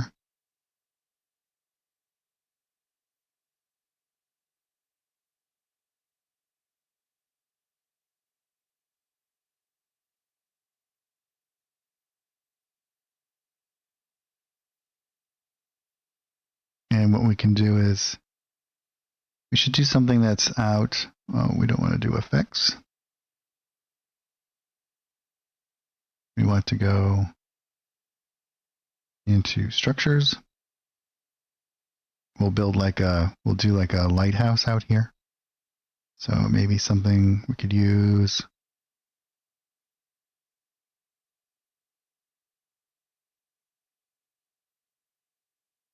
Let's use this.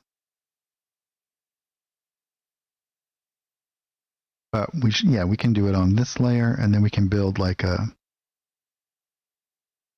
the lighthouse would probably be, maybe we'll do it like this, like it's a little bit out from there. And then we can go onto this layer and maybe build a little bit of base underneath it.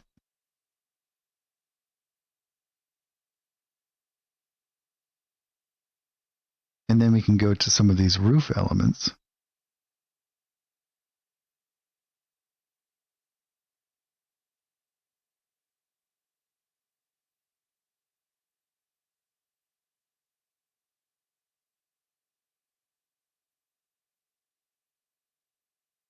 Let's do like 1.1.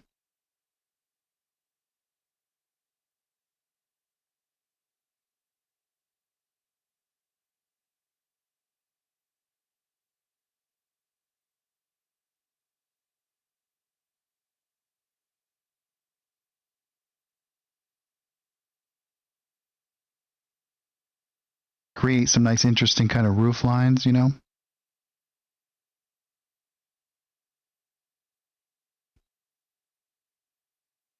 And we might want to do like another kind of building out here as well. So maybe something like this.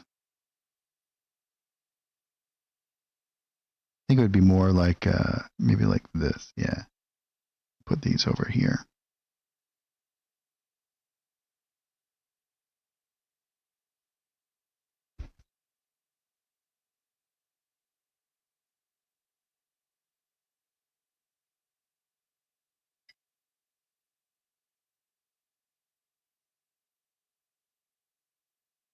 Maybe we'll drop a couple more around here too.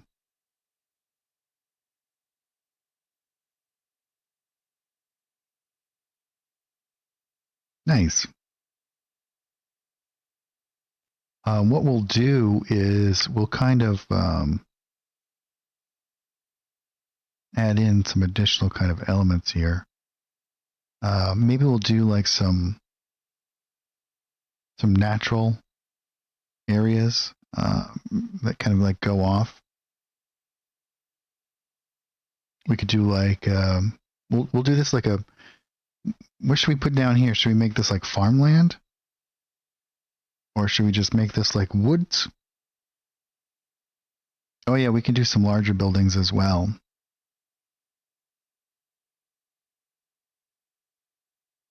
And we can repurpose some of these as well, right? Like we can come in here if we want to decide and make these more complex.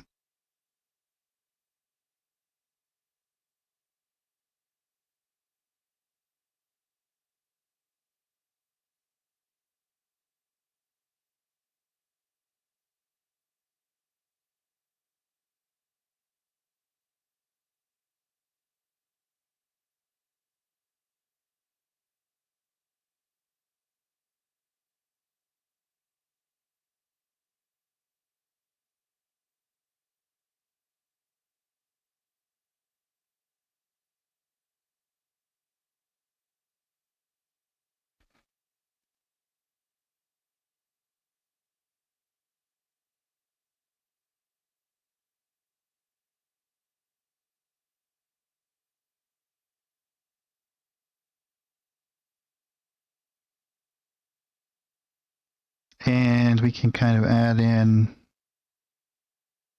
let's see, we should do some boats out here.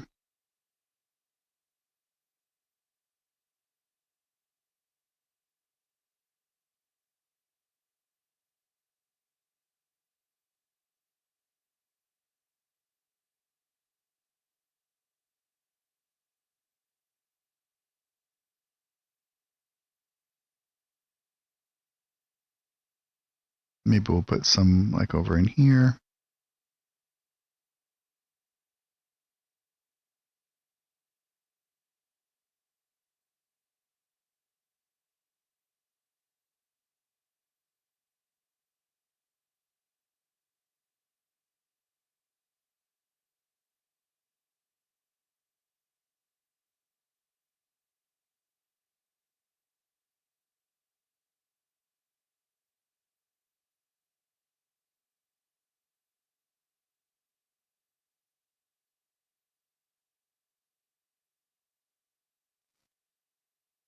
And so this kind of stuff would be really good for that export feature. So if we go back into our images, right, we'll go back into our test area here. Let's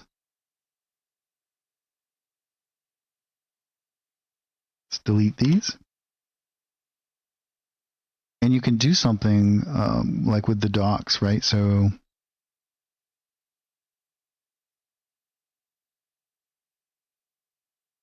if we were to take something like this And we could even drag and drop it over here if we wanted to. Maybe we want to change its angle or whatnot, but then we can go into our ships. I guess they're boats. And maybe we grab something like this.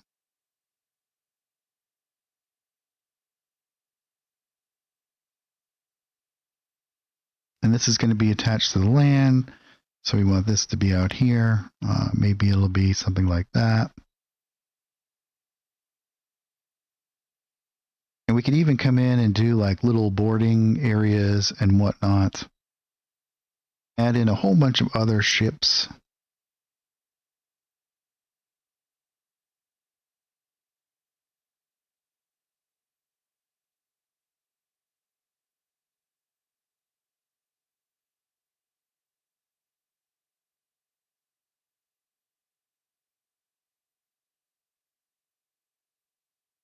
And now what we can actually do is export this out.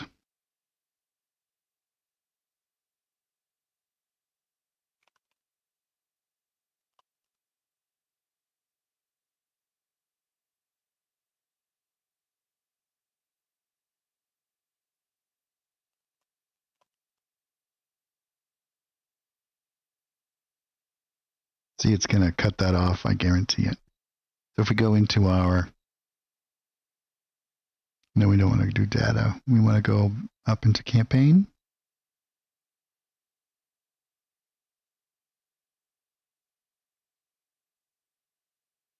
Yeah, see, it cuts it off to whatever it kind of expands it to. That's what I'm assuming is what happens. But regardless of the fact, I could just move it up. So if we wanted to go back into our painting area, right, I could move it to something like here. And then we can export it.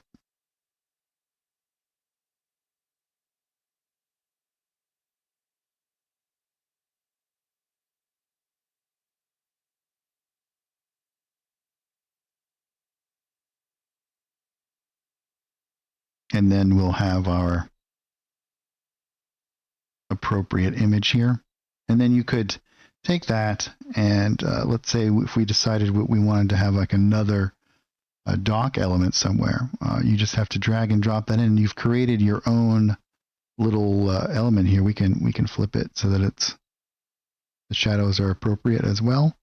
And then you could just drop that in wherever you wish. You see, basically we've recreated this, but now what we've done is we created something that we could use over and over and over again. And so, and we can add in. So let's say, for example, if we wanted to in this same element, I think that if we go into that same art package, there are. I wonder if it's in here. So we could take like a piece of timber or whatnot, or any of these other kind of elements and start to make our own little creations here. Let's see, is there... These are just like decorations for our maps. Yeah. And then, but I bet if we go in and we looked for like rope.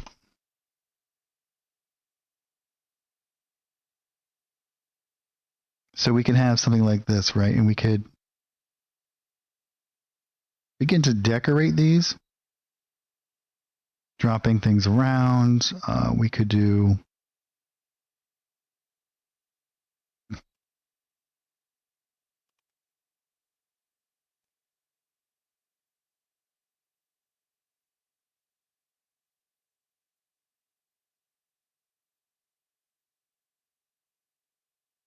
try to maintain some of this continuity in image design. And so on, right? And as we begin to build this up, we can really spend that extra time on all of these things, because what we're actually doing is we're just creating an asset that we're going to be able to use later. So all of these elements now just are these avenues by which that we can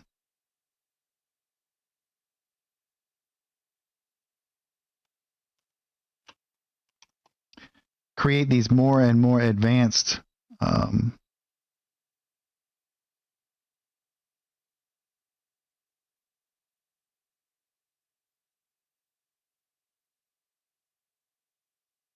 systems.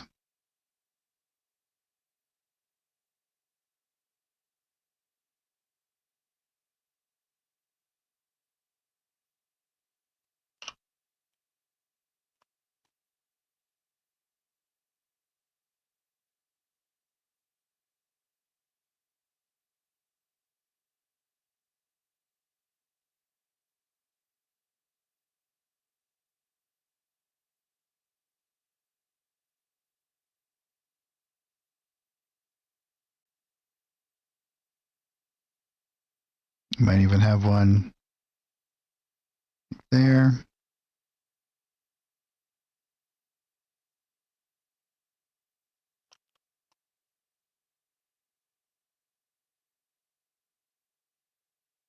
Do a little fish barrel. We could do like a pile of fish.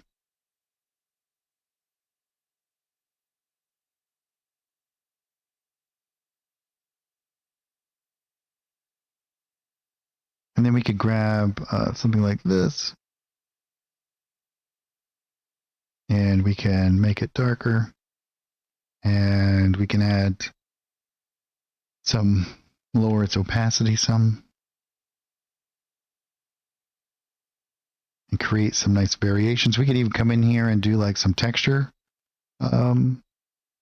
variations.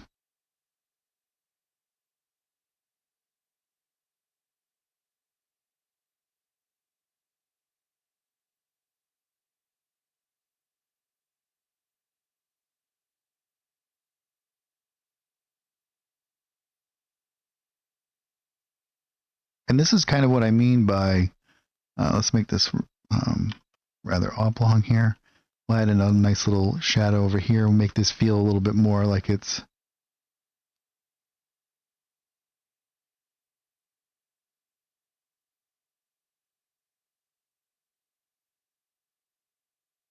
move these over slightly. We'll make it feel like it's a little bit more raised up.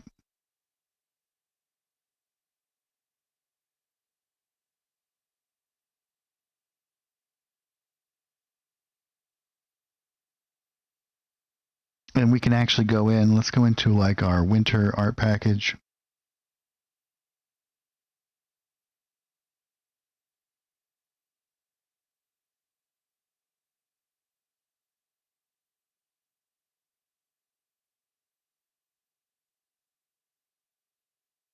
And we'll grab something like this. This will be good for making like stains on here. And we can, actually, let's make a new painting layer. I'm just going to stamp some of these around.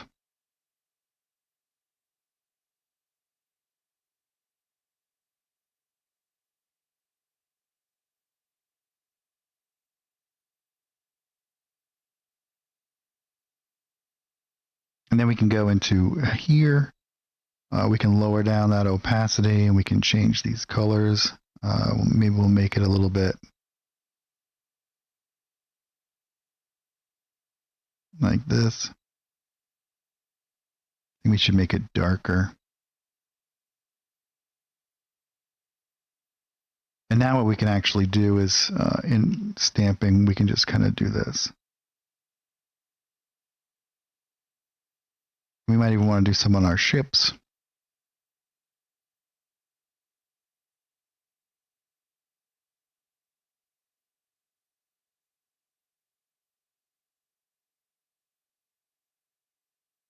Right, so now we have all of this kind of stuff that we can kind of pour into the detail of these little areas. And then we can come over to our export. We can make that a PNG file. We'll do that. We'll have to do it one more time here. And you can see that's going to be what we're getting over here. Now we go back up into our campaign folder. Let's refresh it so it's going to update that. And now, if we wanted to, right, we could come in here And you can see it's all updated. I have it loaded up there. And if I wanted to, I could come in here and we could remove all that, right? So let's do that. We'll delete these, and then we'll also delete that. And we're going to put in this new one with all this extra stuff. And you see we have all of our little elements in there. We have all kinds of stuff. And we'll drop this. We'll rotate it just a little bit. Boom. But here we have what we've actually done is we spent some time in that creation process. But what we've actually done is we've made this new asset for ourselves. It's this conglomerate of all these other ones. We will be able to use this over and over again.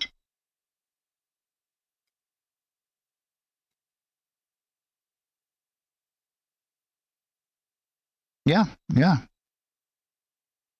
you totally could. So if we as you can see, we could zoom into this, and we could. I mean, this is a totally functional element here, right? And we could do the same thing on all of this different stuff. We could do all kinds of different and things and keep that still pretty low on our overhead because we're, right? Because, I mean, you're going to get, these are kind of designed for far away, but you could still zoom in and have a pretty decent time of that. In fact, inside of Fantasy Grounds, there's no distinction, right? Like if I were to take one of these maps in let's say like this. So here we have this giant map that we exported earlier, right? But if I make this down to 1 by 1, I can stamp this in. Let's say, for example, well, let's say that this was like 4. Let's say that this was appropriate to the size of whatever it is over here, right? And I'm going to do this on a new painting layer just so I don't do anything. But let's say this was underneath the city here. You literally can, like, let's switch over. There's no, as you can see, you get some, but you could totally zoom in and just use this right on in these areas, right? And you could change the, because this is 100 by 100 grids, so you can make this like 10 by 10. And there you go. You have like this little functional dungeon right down in there. It's totally able to be done.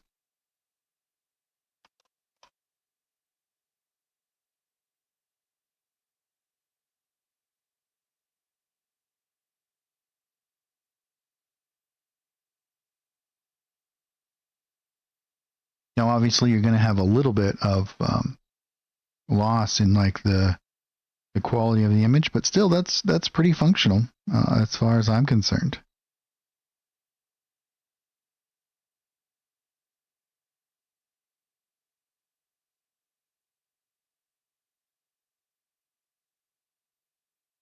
So you literally could kind of build that, like you could do, like if you had like interiors or whatnot, you could kind of zoom in and do all of that stuff.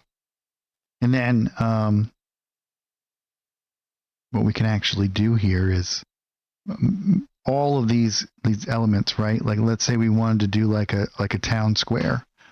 What I would do is I would start to build it out over here, and then the way that I could just have a new element that I'm going to be creating. And then we can create a folder system inside of that, and you could create your own search functionality.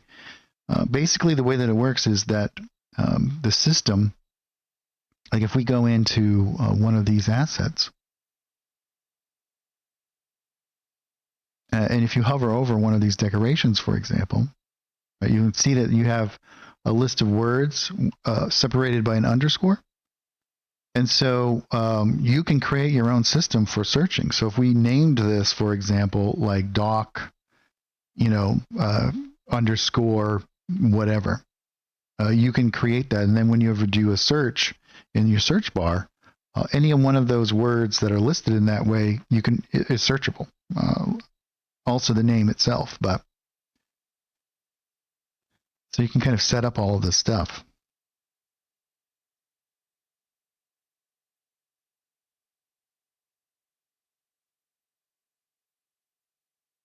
And so you could even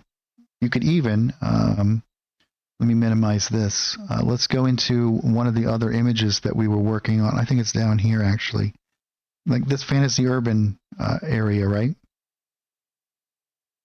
So again, you're not going to get any of these adjustment layers. So anything that you do like that, you should do it painted instead. And what you can actually do, if I wanted to paint in like all those shadows and whatnot, that would all get exported, right? But let's say we have like this, and maybe I want to get rid of this like stone fill in the background. And then maybe also, where is this one? Yeah, there. But I might want to keep that. But let's say, for example, if I just want to export this, right? I can go to my little export functionality here. And let's do this as a PNG file. And we'll just call this, we'll just call it urban.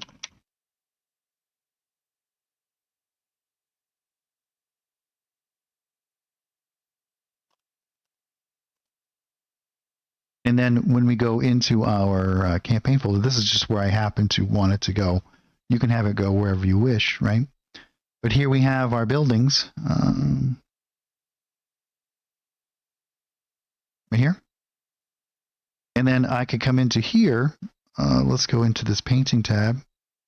And I can drag and drop this right here. This is going to be a lot bigger, but I can make this.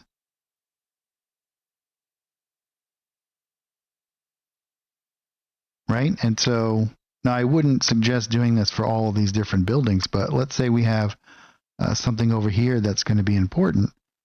You can zoom in, you can see you still retain all of that quality, all of those elements. Now you might want to do this for some of the more interesting areas, and then you could literally just zoom in, change the size of the grid system, and play right there. Now that image size is still the same size as over here. It's just that Fantasy Grounds doesn't discriminate. It allows you, because of the way that the system works, it allows you to plug this stuff right into there.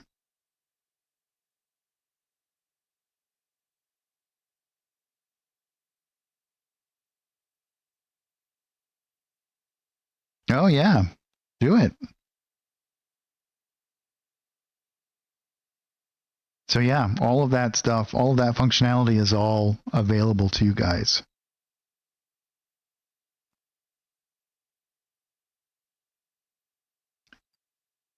So like I said, I wouldn't necessarily do that for the entire map, but you could certainly do that for interesting areas or things that you want it to kind of stand out. And I would do, if I'm doing like a settlement map like this, like somewhere between like a regional and a battle map, what I would like to do is in that creation process, have some more detailed kind of areas. It's where your eye will naturally kind of get drawn to.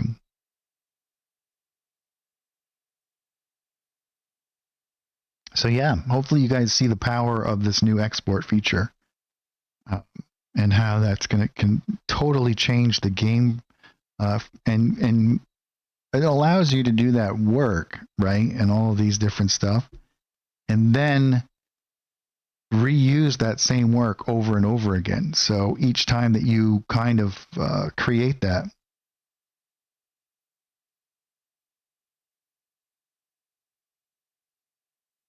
yeah, you could totally do that. Basically, what we have this new export feature over here, and so we can take like a map that we've created, and then we can integrate it into another map in many different ways.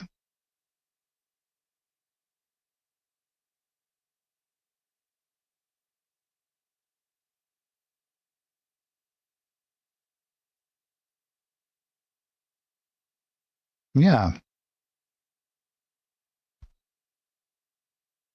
Lots of very new, interesting kind of ways that we can kind of interact with the system here.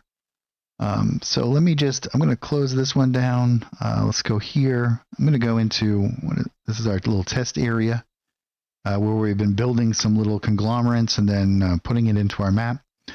And what I think what we can do, because we're kind of winding down here, I got about 15 minutes left. So if you guys have any questions or if there's anything, feel free to throw them out there now. But let's jump into, I'm going to go, I think in the settlements map pack, in these effects, there's some like overlays and whatnot. These kinds of things. We have this nice vignette as well.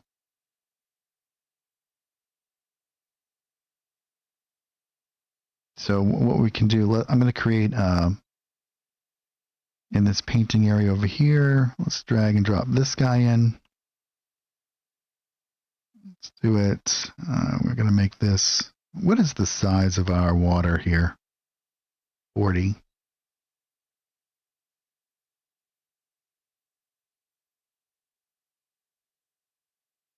Do something like this.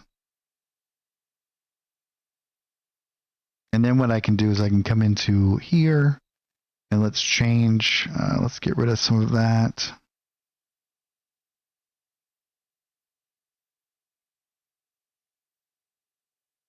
Add some texture over the top here.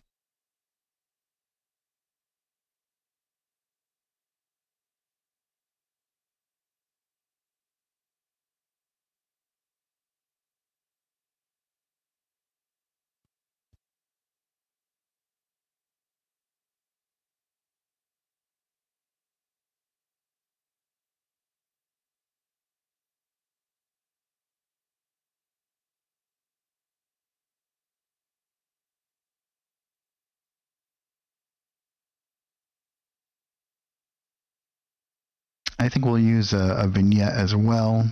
And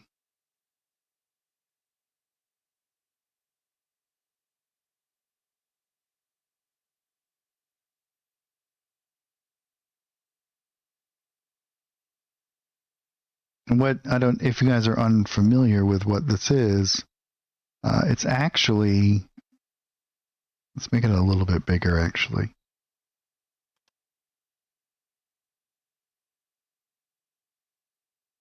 And I'll hold down Control and snap that into place.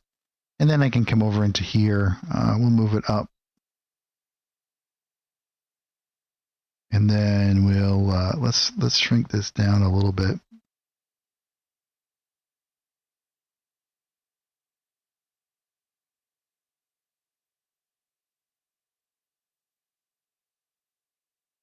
Can't seem to move it. There it is. Something like that.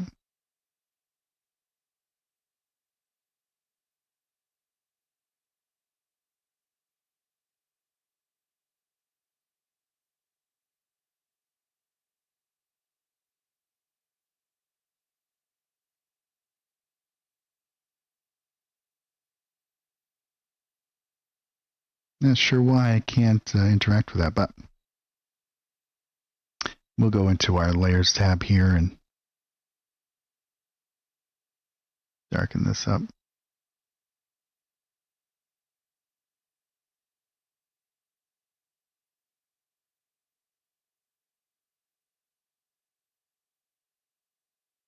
It looks like we should make it, turn this off.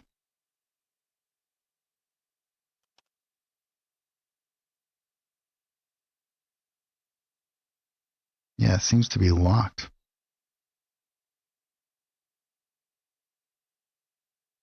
So let's and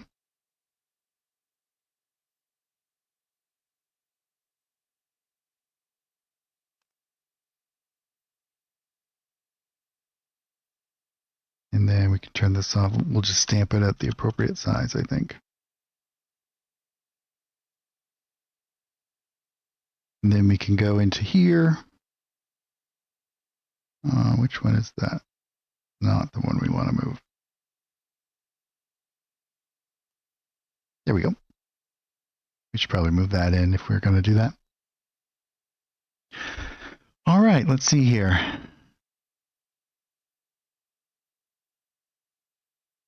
Oh yeah, for sure, yeah.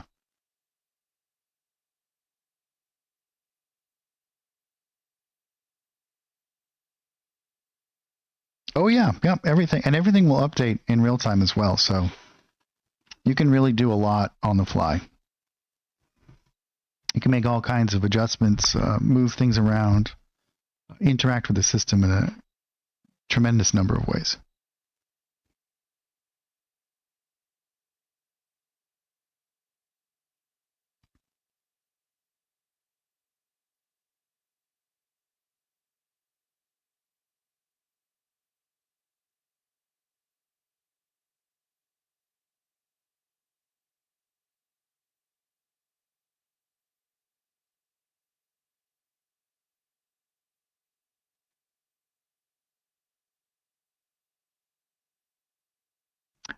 Any other questions, you guys?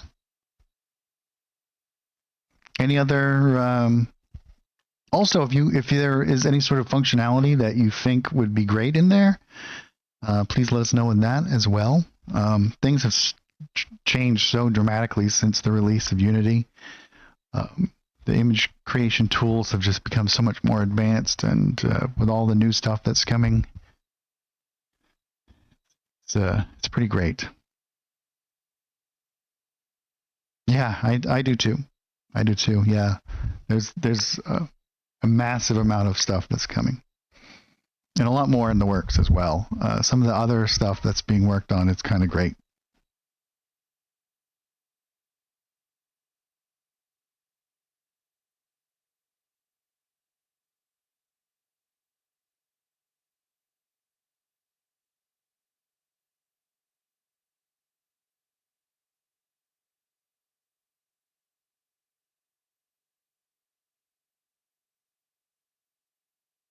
Awesome, guys. Well, if you don't have any other questions, I think we'll call it here. Last call, though. Anything that you guys might have, or also we got some new dice coming out soon.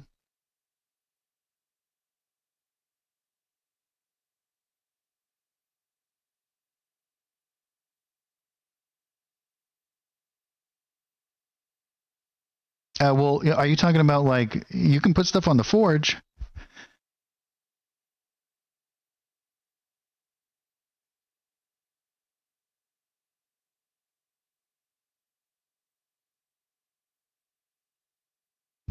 Yeah, I agree, Drake. I think that Fantasy Grounds is by far I might be biased, but it's by far the best virtual tabletop out there.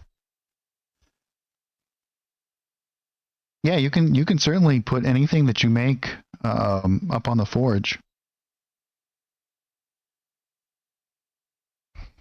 The Forge is a like a marketplace for you guys.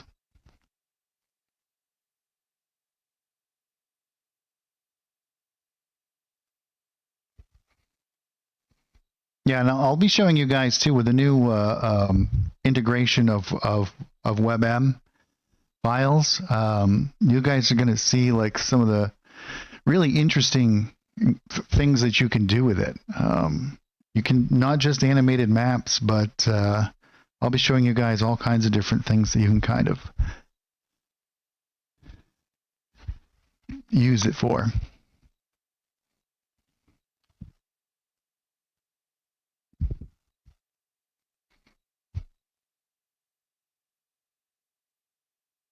Yeah, the Forge is a great place. Put up all your stuff on the Forge, and you can sell it there. And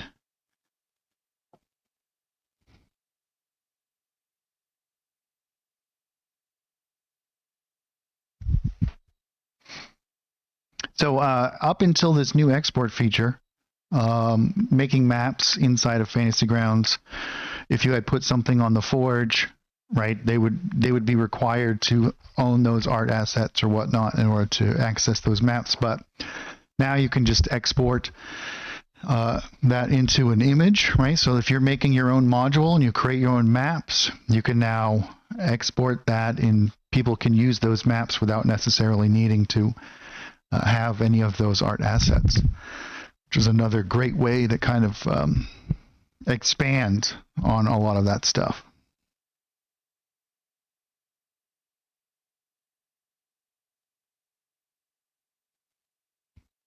All right, guys. Well, I'm going to call it here for today.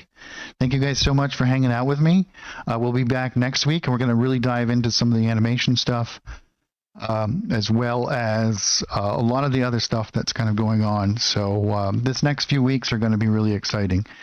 So hopefully I get to see you guys again this next Saturday. I start at around 3 p.m. Eastern time. And then we run until whenever we get through certain content. There's a lot going on in the test channel. So if you guys want to check it out, certainly you're more than welcome to. If you find any bugs, let us know. And thanks so much, everyone. I hope you guys have a great week, and we'll see you next time.